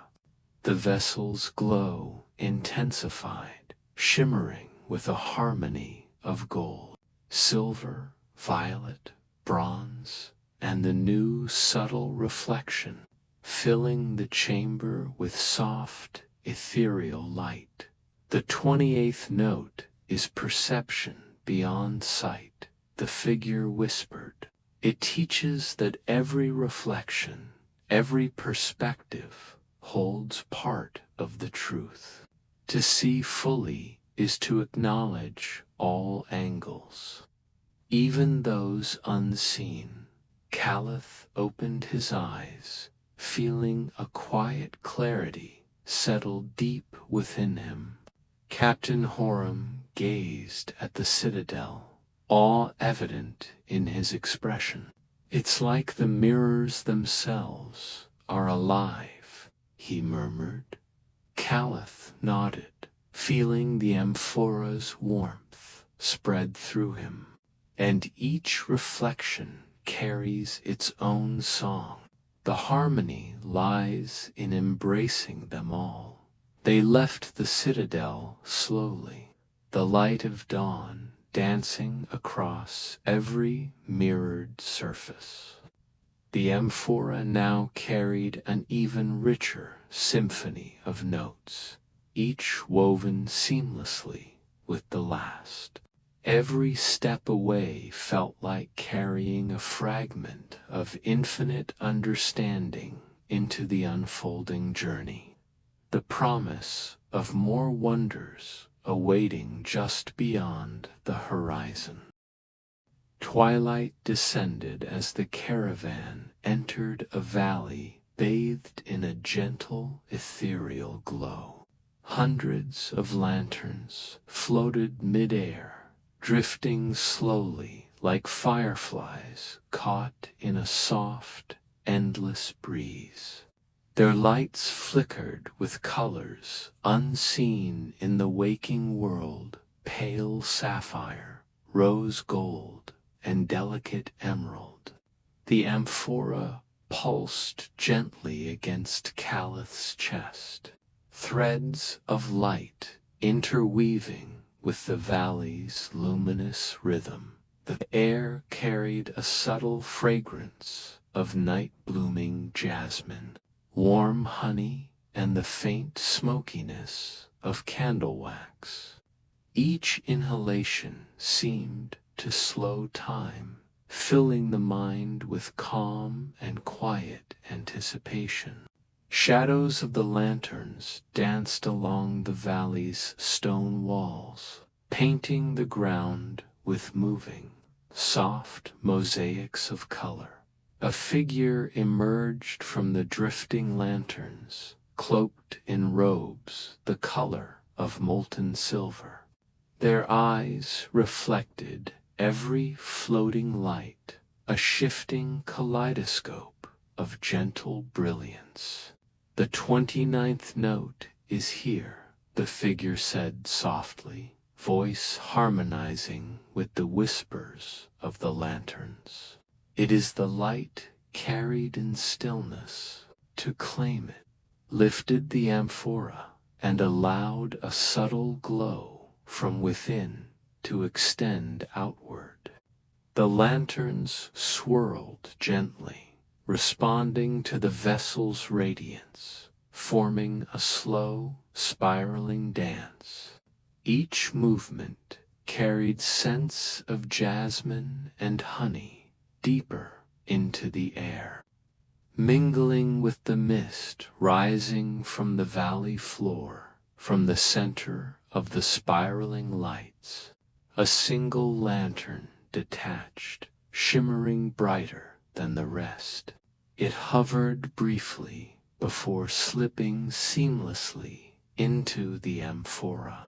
The vessel's glow intensified, threads of gold, silver, violet, bronze, and now soft sapphire and emerald interweaving in gentle harmony. The 29th note is light in stillness. The figure whispered, "Every spark contributes to the whole. To shine quietly is to illuminate without noise, to guide without disturbance." Caliph exhaled, feeling the warmth of the amphora radiate through him. Captain Horam watched in quiet awe as the floating lanterns continued their slow, hypnotic dance. "It's like the night itself has learned to breathe," he murmured. "Yes," Caliph replied, "and every breath carries light." They lingered for a time, letting the valley's luminous calm settle into their minds. When they finally stepped forward, the lanterns drifted back into the shadows, leaving behind a lingering fragrance and the gentle memory of illumination. The amphora glowed steadily, its growing symphony now richer, threaded with the notes of silence, reflection, breath, and light ready to guide them onward. Morning light filtered gently through a dense grove where every tree and bush bore blossoms that seemed to hum softly. Each flower radiated a faint glow, petals vibrating ever so slightly, producing a melody that could not be heard with ears alone, but felt as a soothing resonance in the chest and mind.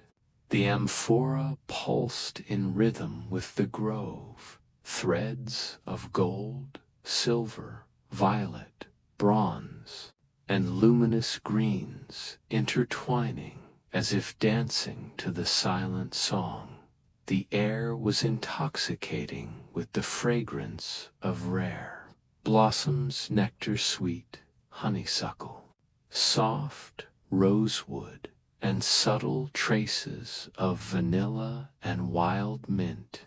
The scent seemed to carry memories of hidden gardens, secret walks in quiet afternoons, and the faint comfort of forgotten lullabies.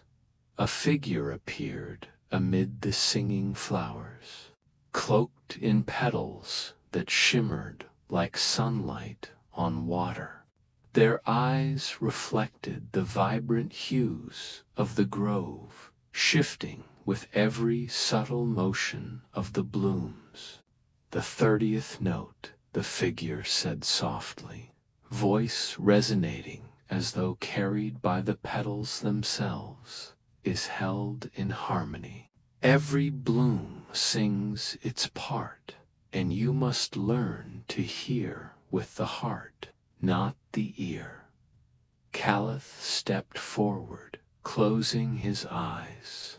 The subtle vibrations of petals brushing petals, of stems bending in rhythm, and of unseen insects weaving through the light, coalesced into a quiet symphony. The amphora glowed warmly, absorbing the delicate melodies, the threads of color weaving deeper into the vessel. From the heart of the grove, a single radiant flower detached, hovering gently before Caliph. Its petals glimmered with soft green and golden light.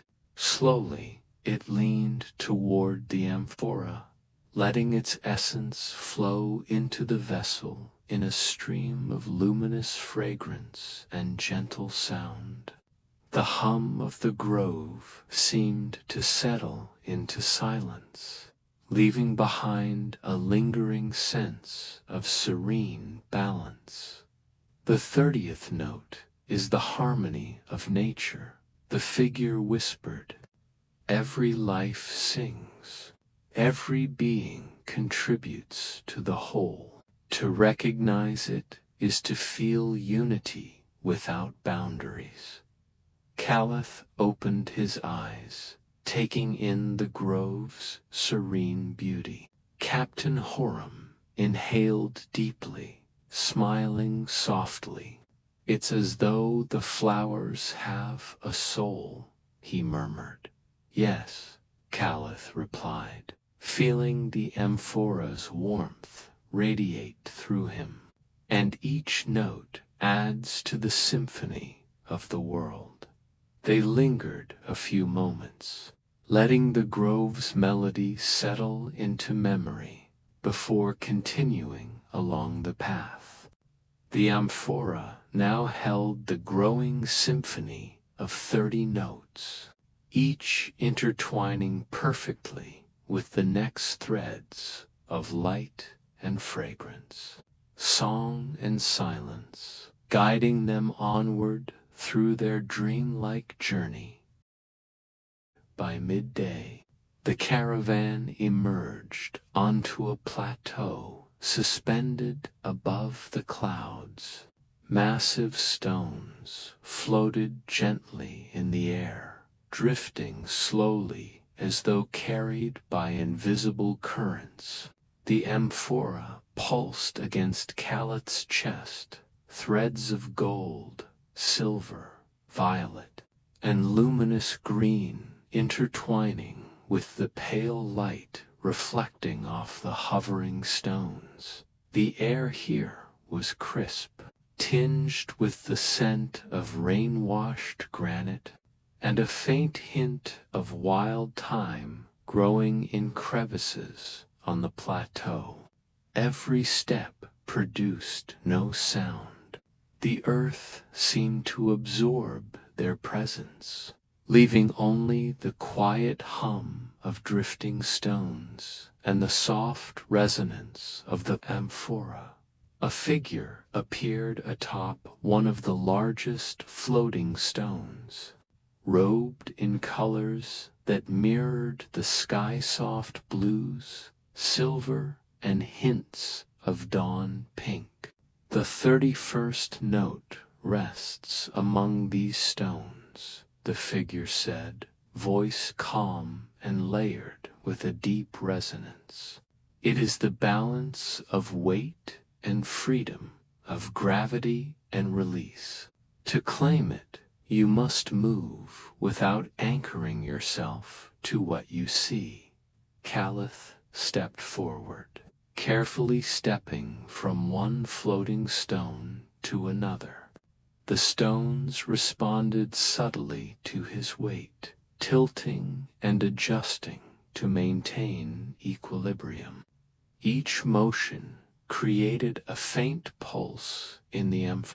The vessel's glow, deepening and intertwining with the energy of the stones from the center of the plateau. A single stone lifted higher, glowing faintly with silver and violet threads. It hovered steadily, then descended slowly toward Caliph, embedding its essence into the amphora in a wave of luminous energy. The fragrance of granite, fresh air, and wild thyme enveloped him, mingling with the glowing threads of previous notes. The 31st note is weightless equilibrium, the figure whispered. It teaches that freedom and stability are not opposites. They coexist when understood and respected. Caliph opened his eyes, seeing the stones drift calmly above the clouds, each one perfectly balanced, each one a quiet lesson in harmony. Captain Horam exhaled slowly, marveling at the scene. It's as if the plateau itself is breathing, he murmured. Yes, Caliph replied, and we are learning to breathe with it. They continued across the floating stones, moving carefully but confidently, each step reinforcing the sense of balance and harmony. The amphora glowed steadily, now enriched with 31 notes, a luminous symphony of all they had experienced, guiding them onward to the next wonder that awaited in their journey. As the caravan descended from the floating plateau, they arrived at a lake that shimmered like liquid glass. Its surface shifted with every passing breeze, reflecting not only the sky and surrounding cliffs, but also visions of possible futures and forgotten pasts. The amphora pulsed warmly against Caliph's chest. Threads of gold, silver, violet, bronze, green, and pale hues intertwining with the lake's ever-changing light. The air was cool and carried a subtle fragrance of water lilies, whetstone, and a hint of something almost metallic, like the essence of moonlight condensed. Each inhalation brought a serene clarity, as if the lake itself was inviting the travelers to understand its secrets. From the center of the lake, a figure emerged, cloaked in fluid robes that rippled as if part of the water itself. Their eyes reflected the countless reflections dancing on the surface. The 32nd note lies within the lake's shifting face, the figure said, voice rippling like gentle waves. To claim it, you must see not only with your eyes, but with your heart, embracing both the possible and the forgotten. Caliph knelt at the water's edge, letting his fingers brush the cool surface. Each ripple brought visions of paths not taken, moments that could have been, and distant memories he had long forgotten. The amphora glowed in response, threads of violet and silver intertwining with the liquid reflections, as if capturing fragments of time itself. A single droplet, glowing faintly with all the lake's shifting hues, rose and hovered above the surface. Slowly, it floated toward Caliph and merged seamlessly into the amphora, carrying with it the gentle scent of lilies and the soft hum of countless possibilities. The 32nd note is reflection of possibility, the figure whispered. It teaches that understanding comes not only from what is, but from what might have been and what can yet be. Caliph opened his eyes, feeling a profound sense of clarity and balance settle within him. Captain Horim studied the shimmering lake, mesmerized. "It's as if the water knows everything," he murmured. "Yes," Caliph replied softly, "and now it flows within us as well." They lingered a while, absorbing the serene, shifting reflections. The amphora pulsed steadily, now carrying 32 notes, each one harmonizing with the others. The lake's gentle shimmer lingered in their minds as they continued onward, the journey guiding them to further mysteries waiting just beyond the horizon. As twilight descended, the caravan entered a secluded garden hidden within a valley. Every path was lined with statues carved from pale marble, their surfaces weathered yet still radiating elegance.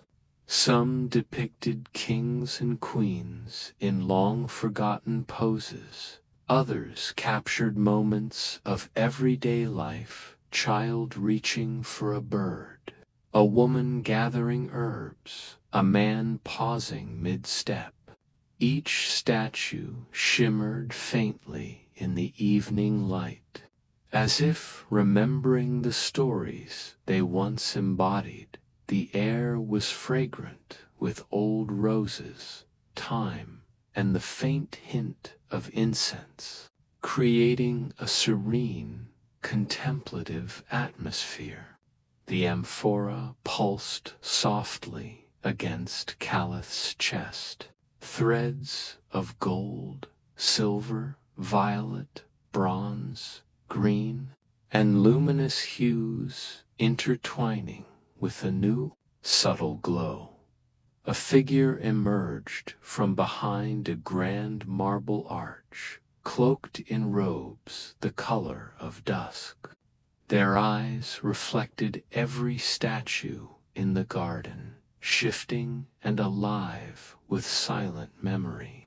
"The 33rd note awaits here," the figure said gently, voice resonating with the garden's quiet presence. "It is the essence of memory preserved, of stories captured in stillness. To claim it, you must see beyond the stone and hear the silence between each line and curve." Caliph walked slowly through the garden, feeling the soft vibration of the statues' stories through the air. Each step brought new scents and subtle sounds, the creak of a stone arm moving, the faint laughter of marble children, the hush of long-forgotten conversations. The amphora glowed warmly, threads of light weaving deeper as it absorbed these silent tales. From the center of the garden, a small statua, young girl, holding a lantern glimmered more brightly than the rest. Slowly, a sliver of light separated from the statue and floated into the amphora, carrying the warmth of countless stories, the subtle fragrance of roses, and the resonance of time itself. "The 33rd note is memory preserved," the figure whispered. "It teaches that every story, every moment, leaves a trace. To honor them is to carry them forward with understanding and grace." Caliph opened his eyes, feeling the amphora's warmth expand, its threads of color harmonizing with all previous notes. Captain Horim looked around the garden in quiet awe. "It feels like the past is breathing," he murmured. "Yes," Caliph replied softly, "and now it lives within us as well." They lingered briefly, absorbing the serene memories before moving onward. The amphora glowed steadily, enriched with 33 notes, a growing symphony of light, scent, and sound, each one guiding them toward the mysteries yet to be discovered. As night fell, the caravan arrived at a grand observatory perched atop a jagged cliff. Its towering dome, crafted of polished obsidian, reflected the sky like a mirror, making the heavens appear closer than ever. The amphora pulsed warmly against Calith's chest. Threads of gold, silver, violet, bronze, green, and soft, luminescent hues intertwining with the starlight above. The air was crisp, carrying the scent of cold stone, ozone, and the faint aroma of night-blooming flowers. Each breath seemed to stretch time, drawing the traveler's attention to the infinite cosmos above, Taos, inside the observatory. Telescopes of ornate design pointed toward constellations unknown to the waking world. Stars shimmered in colors, unseen indigo, pale pink, molten silver, and pulsed with subtle, rhythmic light. From the center of the chamber, a figure appeared, cloaked in deep midnight blue, woven with threads of starlight. Their eyes reflected the entire galaxy. "The 34th note awaits here," the figure said softly, voice resonating like distant celestial hums. "It is the essence of perspective and wonder.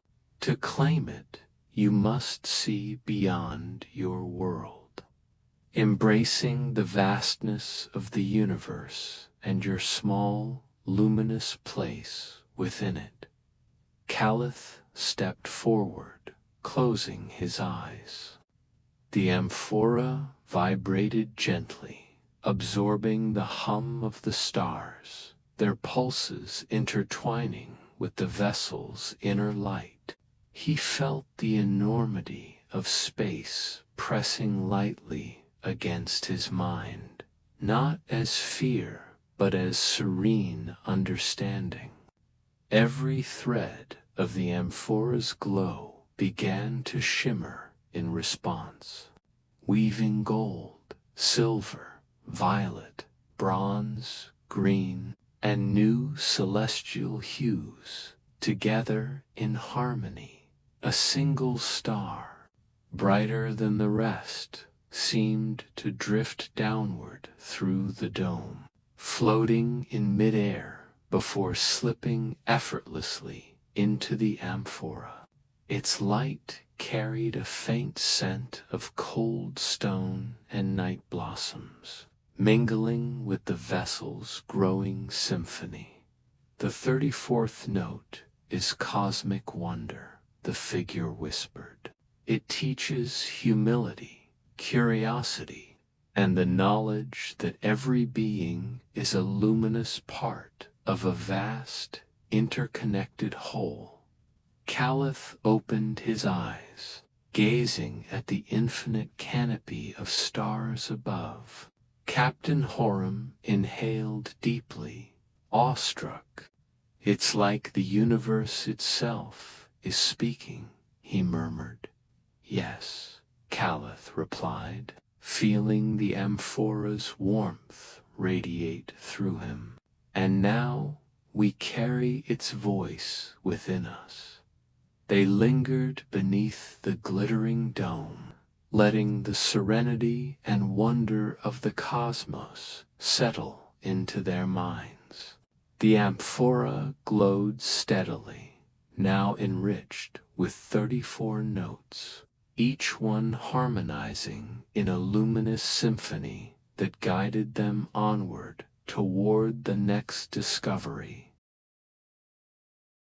At dawn, the caravan arrived at an ancient temple carved from ivory-colored stone, nestled in a valley shrouded in morning mist.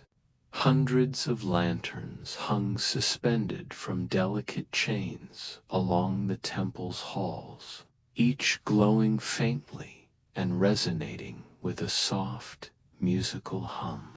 The amphora pulsed against Calith's chest.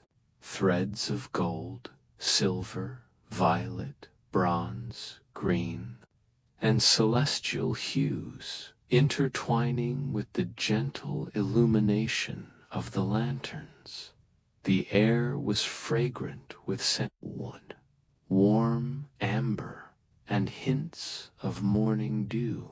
Each inhalation carried a calm sense of anticipation, as if the temple itself was holding its breath. Shadows from the lanterns danced lightly on the walls, shifting and flowing like living melodies. From the far end of the temple emerged a figure robed in luminous gold and soft violet. Their eyes reflected every lantern, each glowing softly, shimmering as though alive. "The 35th note resides here," the figure said softly, voice harmonizing with the lantern's hum. "It is the resonance of intention and presence. To claim it, you must attune your own essence to the harmony of this sacred space." Calith stepped forward, closing his eyes and breathing deeply. He felt the subtle vibrations of each lantern, threads of light in the air weaving around him, guiding him into a meditative rhythm. The amphora glowed warmly, absorbing the delicate harmonies, its inner threads shimmering brighter as they merged with the temple's resonance. A single lantern, brighter and purer than the rest, detached and floated gently toward. It hovered for a moment before merging seamlessly into the amphora, carrying with it the soft scent of sandalwood and amber, and the subtle hum of eternal presence. "The 35th note is resonant presence," the figure whispered. "It teaches that true power lies not in force, but in awareness, intention, and harmony with all that surrounds you." Calith opened his eyes, feeling a profound serenity settle deep within him. Captain Horam observed the floating lanterns in awe. "It's as if every light carries a thought," he murmured. "Yes," Calith replied, "and now they all reside within the symphony of the amphora." They lingered for a time, letting the lantern's gentle hum and fragrance settle into memory.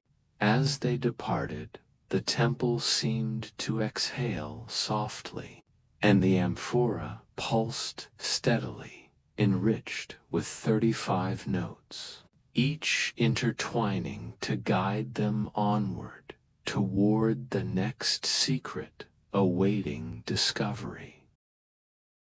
As dusk settled, the caravan arrived at a cavern carved deep into the mountainside, its walls glimmering as if coated with liquid silver. Every surface reflected light in rippling patterns, creating the illusion of movement even where the air was still. The amphora pulsed warmly against Calith's chest. threads of gold, silver, violet, bronze, green, and luminous celestial hues intertwining with the cavern's silvery glow. The air was cool and metallic, carrying a subtle scent of wet stone and faint hints of wild herbs growing in cracks along the cavern floor. The gentle dripping of water echoed softly, harmonizing with the reflections to produce a soothing, hypnotic symphony. From the cavern's deepest chamber emerged a figure robed in flowing silver, eyes shimmering like polished mercury. "The 36th note awaits here," the figure said softly, voice merging with the cavern's natural resonance. "It is the essence of fluidity and adaptability. To claim it, you must become like the liquid silver itself, moving with the rhythm of all things around you." Caliph stepped forward, letting his fingers trail along the smooth walls. The amphora glowed, threads intertwining with the shimmering reflections, capturing the subtle dance of light and water. As he moved deeper into the cavern, ripples of silver flowed around him, responding to his presence as though the cavern were alive, a droplet of liquid silver, brighter than the surrounding surfaces, rose and hovered before slipping effortlessly into the amphora, its scent a blend of whetstone, ozone, and herbs mingled with the vessel's growing symphony. The cavern seemed to sigh in quiet approval. "The 36th note is fluid adaptation," the figure whispered. "It teaches that strength lies not in rigidity, but in the ability to flow, to respond, and to harmonize with the currents of life." Caliph opened his eyes, feeling the amphora's warmth expand, threads of color weaving seamlessly with the new note.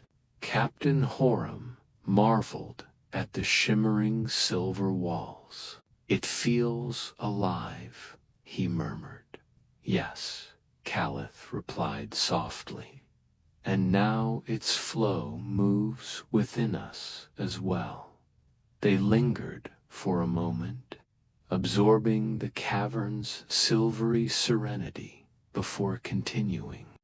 The amphora now carried 36 notes, each interlaced in a growing symphony of light, scent, and resonance, guiding them toward the next secret awaiting their discovery.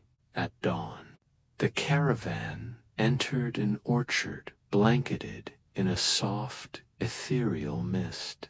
Every tree bore fruit that glowed faintly with inner light, hues of amber, ruby, and jade illuminating the fog-like lanterns in a dream.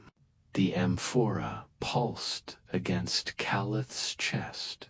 Threads of gold, silver, violet, bronze, green, and shimmering celestial tones weaving with the orchard's gentle glow. The air was rich with fragrances ripe fruit, blooming jasmine, and the subtle scent of wet earth, creating a calming, intoxicating atmosphere. The mist shifted as if alive, curling around trunks and branches, carrying the orchard's secrets on its tendrils. A figure appeared, cloaked in robes resembling flowing fog, eyes reflecting the orchard's luminous fruits. The 37th note is here, the figure whispered, voice blending with the soft rustle of leaves. It is the essence of nourishment and renewal. To claim it, you must reach into the heart of the orchard, letting the mist curl around his feet. He approached a tree with fruit glowing warm amber, plucking a single piece and holding it close to the amphora. Threads of light from the vessel intertwined with the fruit's glow, pulsing in gentle harmony. The fruit slowly dissolved into radiant energy, slipping effortlessly into the amphora. Its scent-ripe sweetness, with hints of jasmine and earth infused the air, mingling with the amphora's growing symphony. The orchard seemed to exhale softly, the mist swirling in quiet approval. The 37th note is nourishment of spirit. The figure whispered, it teaches that true sustenance comes not only from what is consumed, but from the patience, respect, and understanding of the life that provides it. Caliph opened his eyes, feeling warmth and vitality flow through him. Captain Horam inhaled deeply, enchanted by the orchard. It's like the orchard itself is alive, he murmured. Yes, Caliph replied, and its essence now flows within us. They lingered for a while, absorbing the orchard's quiet wisdom before continuing on their journey.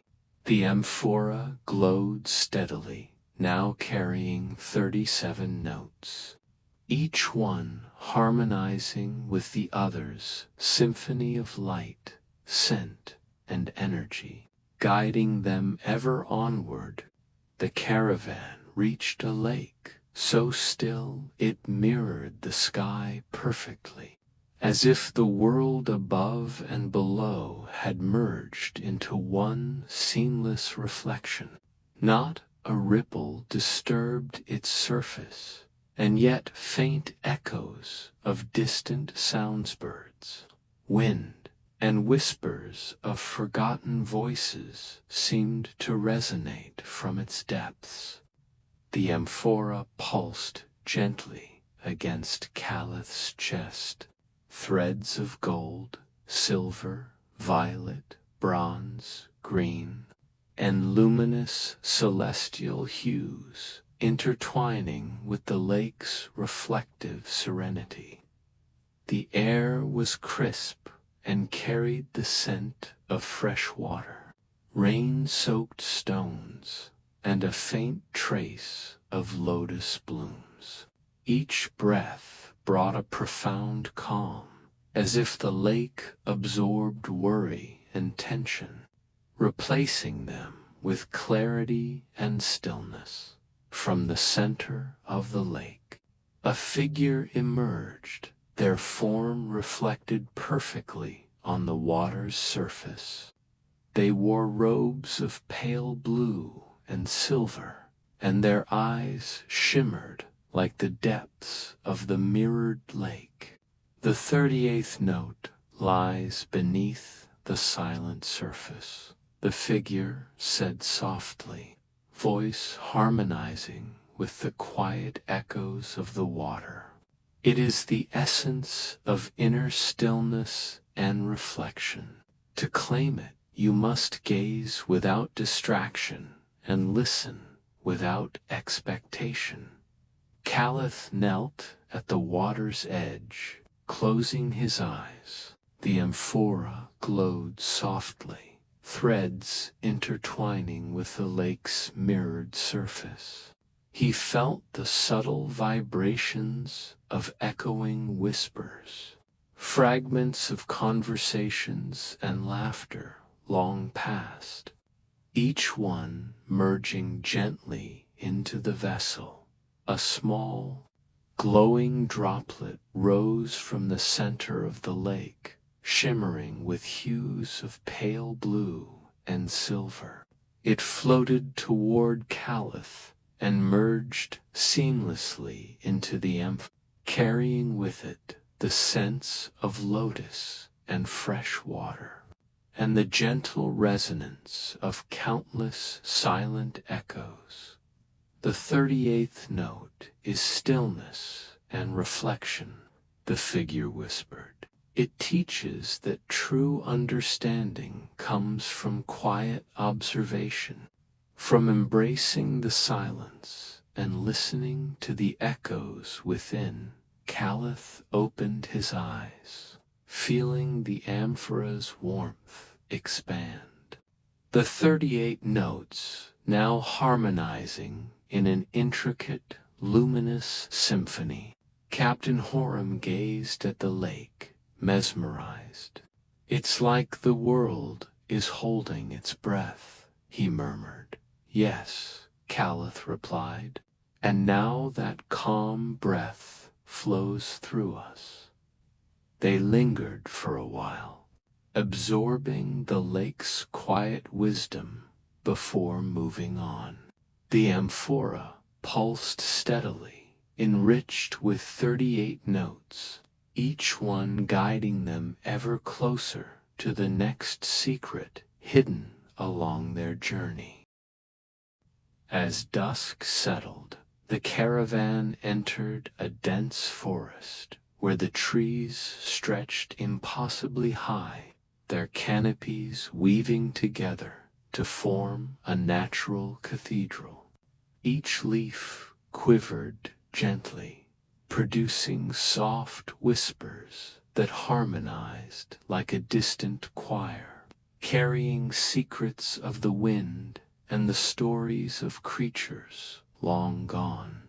The amphora pulsed against Caliph's chest. Threads of gold, silver, violet, bronze, green, and celestial tones weaving in rhythm with the forest's ethereal murmurs. The air was rich with the scent of moss, pine, and duladen earth, mixed with faint hints of aromatic resins exuding from the ancient trees. Every breath seemed to resonate with the forest itself, filling mind and body with calm and anticipation. From the center of the forest emerged a figure cloaked in robes patterned like the bark of the tallest trees. Their eyes reflected the dappled light filtering through the canopy, shimmering with green, gold, and bronze. "The 39th note is here," the figure whispered, voice blending seamlessly with the murmuring leaves. "It is the essence of listening and connection. To claim it, you must move with patience and hear the unseen." Caliph walked slowly, letting the whispers of the forest guide his steps. Each subtle rustle of leaves, each gentle creak of a branch, carried a note that harmonized with the amphora's glow. Threads of light interwove with the murmurs, pulsing softly as the vessel absorbed the forest's melody. From a twisted, ancient tree, a single leaf detached, glowing faintly with green and gold. It floated toward Caliph, merging into the amphora with a soft hum. The forest exhaled, the whispers subsiding into a gentle lullaby that lingered in the air. The 39th note is whispered connection, the figure murmured. It teaches that the world communicates in subtle ways, and understanding comes to those who listen deeply. Caliph opened his eyes, feeling the amphora's warmth spread through him. Captain Horam exhaled, gazing around in quiet. It's as if the forest itself is alive, speaking to us, he said.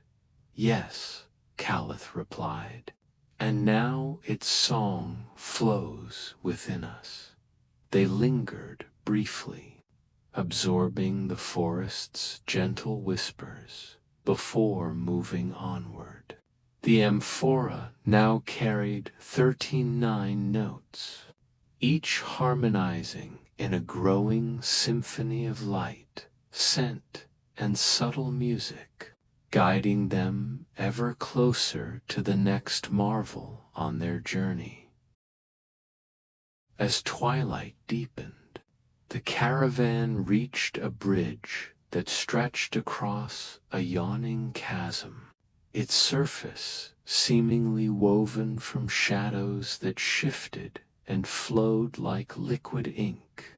Each step upon the bridge produced ripples in the darkness, yet no footfall echoed, and the amphora pulsed warmly against Calith's chest.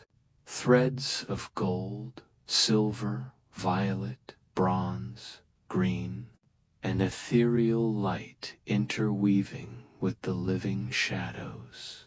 The air was cool, carrying faint hints of wet stone, midnight blooms, and the distant scent of smoldering incense. Every breath felt suspended in time, drawing awareness to the fragile, shifting path beneath their feet. From the center of the bridge emerged a figure draped in robes of deep indigo and onyx, eyes reflecting an endless void threaded with silver. The 40th note lies within the shadows, the figure said softly, voice resonating with the subtle hum of the bridge. It is the essence of courage and trust. To claim it, you must step forward without seeing the path, embracing uncertainty without fear. Caliph inhaled deeply, closing his eyes, and let his hands glide slightly above the shadowed surface. With each careful step, the amphora glowed, threads of light intertwining with the shadow's fluid dance. He felt the pulse of the bridge beneath him, guiding each footfall, merging the shifting darkness with the vessel's growing symphony. From the bridge's center, a fragment of shadow detached, glowing faintly with silver and violet, and floated toward Caliph. It merged seamlessly into the amphora, carrying with it the cool scent of stone and midnight blooms, and a subtle vibration that resonated deep within. The 40th note is courage in uncertainty, the figure whispered. It teaches that true strength arises when one moves forward despite the unknown. Trusting both self and path, Caliph opened his eyes, feeling the amphora's warmth radiate throughout his body. Captain Horam exhaled slowly, gazing at the bridge that seemed to shift and ripple endlessly. It's like walking on the edge of night itself, he murmured. Yes, Caliph replied. And now the courage of shadows flows within us.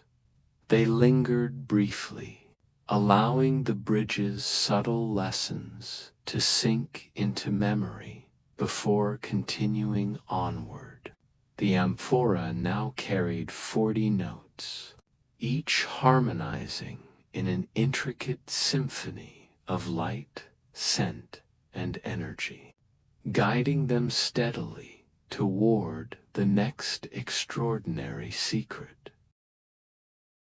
As dawn broke, the caravan entered a vast canyon where the wind sang softly through jagged cliffs, creating a symphony of whispers that seemed almost alive. Each gust carried subtle melodies, harmonizing with the distant echoes of water and stone. The amphora pulsed warmly against Calip's chest. Threads of gold, silver, violet, bronze, green, and ethereal tones weaving seamlessly with the canyon's murmuring breath. The air was crisp and dry, scented faintly with sage, sandstone, and the faint trace of wild lavender growing in cracks along the canyon walls. Every inhalation carried a serene clarity, as though the canyon itself was teaching patience and attentiveness from a ledge high above. A figure appeared, cloaked in robes that rippled like the wind itself, eyes reflecting the endless ribbons of air. "The 41st note resides here," the figure said softly, voice blending with the wind's whispers. "It is the essence of listening and guidance. To claim it, you must attune yourself to the unseen currents and let them carry you without resistance." Caliph stepped carefully through the canyon, closing his eyes and allowing the wind's rhythm to guide him. Each gust seemed to whisper fragments of ancient wisdom, their vibrations resonating with the threads of light from the vessel intertwined with the flowing currents, pulsing softly as they absorbed the canyon's symphony. From the heart of the canyon, a swirling ribbon of wind, shimmering with pale silver and soft violet, descended and merged seamlessly into the scent of sage, sandstone, and lavender mingled with the vessel's growing symphony, leaving a lingering sense of serene balance. "The 41st note is guidance of the winds," the figure whispered. "It teaches that direction can come from listening deeply and moving with trust, rather than forcing the path." Caliph opened his eyes, feeling a profound calm spread through him. Captain Horam exhaled slowly, awestruck. "It's like the canyon itself knows the way," he murmured. "Yes," Caliph replied, "and now its guidance flows within us." They lingered briefly, letting the canyon's whispers settle into their minds before moving onward. The amphora now carried 41 notes, harmonizing in a luminous symphony of light, scent, and sound, each one guiding them steadily toward the next extraordinary marvel awaiting discovery. As night fell, the caravan entered a dense grove where the ground and tree trunks were carpeted with fungi that glowed softly in shades of violet, teal, and amber. Each mushroom pulsed faintly, as if breathing, casting a gentle, ever-changing light that illuminated the forest floor like a living constellation. The amphora pulsed warmly against Caliph's chest.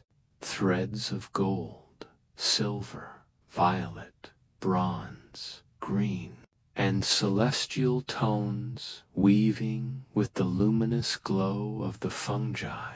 The air was cool and moist, scented with damp earth, moss, and the faint sweetness of spore-laden blooms. Each breath seemed to fill the mind with a tranquil clarity, as though the grove itself whispered secrets of growth, resilience, and hidden life. From beneath an enormous glowing mushroom emerged a figure draped in robes that shimmered like the fungi around them, eyes reflecting the soft pulses of the grove. "The 42nd note is here," the figure said softly, voice harmonizing with the gentle pulsation of light. "It is the essence of hidden strength and quiet illumination. To claim it, you must see what thrives in darkness and honor the subtlety of life unseen." Caliph walked carefully through the grove, feeling the pulsing vibrations underfoot, threads of light from the amphora intertwining with the fungi's gentle glow. Each step carried new scents, colors, and a subtle hum that resonated through the vessel. From the center of the grove, a single luminescent mushroom detached, its light shimmering with violet and amber, and floated toward Caliph. It merged effortlessly into the amphora, carrying the soft fragrance of damp earth and moss, and the quiet energy of life thriving in shadows. "The 42nd note is illumination in darkness," the figure whispered. "It teaches that strength and beauty often exist quietly, growing unseen until recognized with care and attention." Caliph opened his eyes, feeling warmth and clarity spread through him. Captain Horam gazed around the glowing grove in wonder. "It's like the forest is breathing in color," he murmured. "Yes," Caliph replied, "and now its hidden light flows within us, absorbing the grove's quiet wisdom before continuing onward." The amphora now carried 42 notes, each harmonizing in a luminous symphony of light, scent, and subtle vibration, guiding them toward the final secret of their long journey. As dawn broke over the horizon, the caravan reached a vast chamber carved into the heart of a dormant volcano. A pool of molten light shimmered at its center, casting golden and crimson reflections across the walls. The amphora pulsed intensely against Caliph's chest. Threads of gold, silver, violet, bronze, green, and every hue of light they had collected, weaving together in an intricate, radiant tapestry. The air was warm, tinged with the scent of volcanic stone, faint embers, and a subtle sweetness reminiscent of rare resins. Each breath carried a sensation of power, tempered by calm, as if the very flame of creation had been captured and held in gentle equilibrium. From the center of the molten pool, a figure emerged, robed in shifting flames, eyes glowing with the depth of eternal fire. "The 43rd and final note rests here," the figure said, voice resonating like a chorus of crackling embers. It is the essence of unity, culmination, and illumination. To claim it, you must merge every note within you, every thread of light, scent, and sound, into one harmonious whole. Caliph approached the pool, closing his eyes, letting the amphora absorb the radiant warmth. Threads of light pulsed rapidly, intertwining every hue and every note collected on their journey. The vessel glowed brighter than ever, as if containing a miniature sun, resonating with the chamber's molten heart from the pool. A single spark of pure golden flame rose, hovering momentarily before entering the amphora. Its heat and light mingled with the scents of resin, embers, and volcanic stone, merging every collected experience into a perfect, harmonious whole. The final note is the heart of harmony, the figure whispered. It teaches that every thread of experience, every act of attention and care, contributes to the grand symphony of life. True power is found in the unity of all things, held gently within awareness.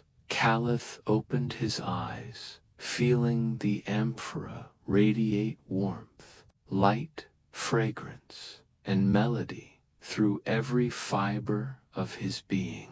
Captain Horam exhaled, awestruck. Complete, he murmured. Yes, Caliph replied softly, and now the entire journey lives within us. They lingered for a long moment, absorbing the radiant serenity of the eternal flame. The amphora pulsed steadily, now carrying 43 notes, a symphony of light, scent, sound, and energy, the culmination of every secret, every lesson, every wonder they had encountered. And as the dawn light bathed the chamber, they knew the journey had transformed not only the amphora, but themselves, carrying the harmony of the world forward in quiet illumination.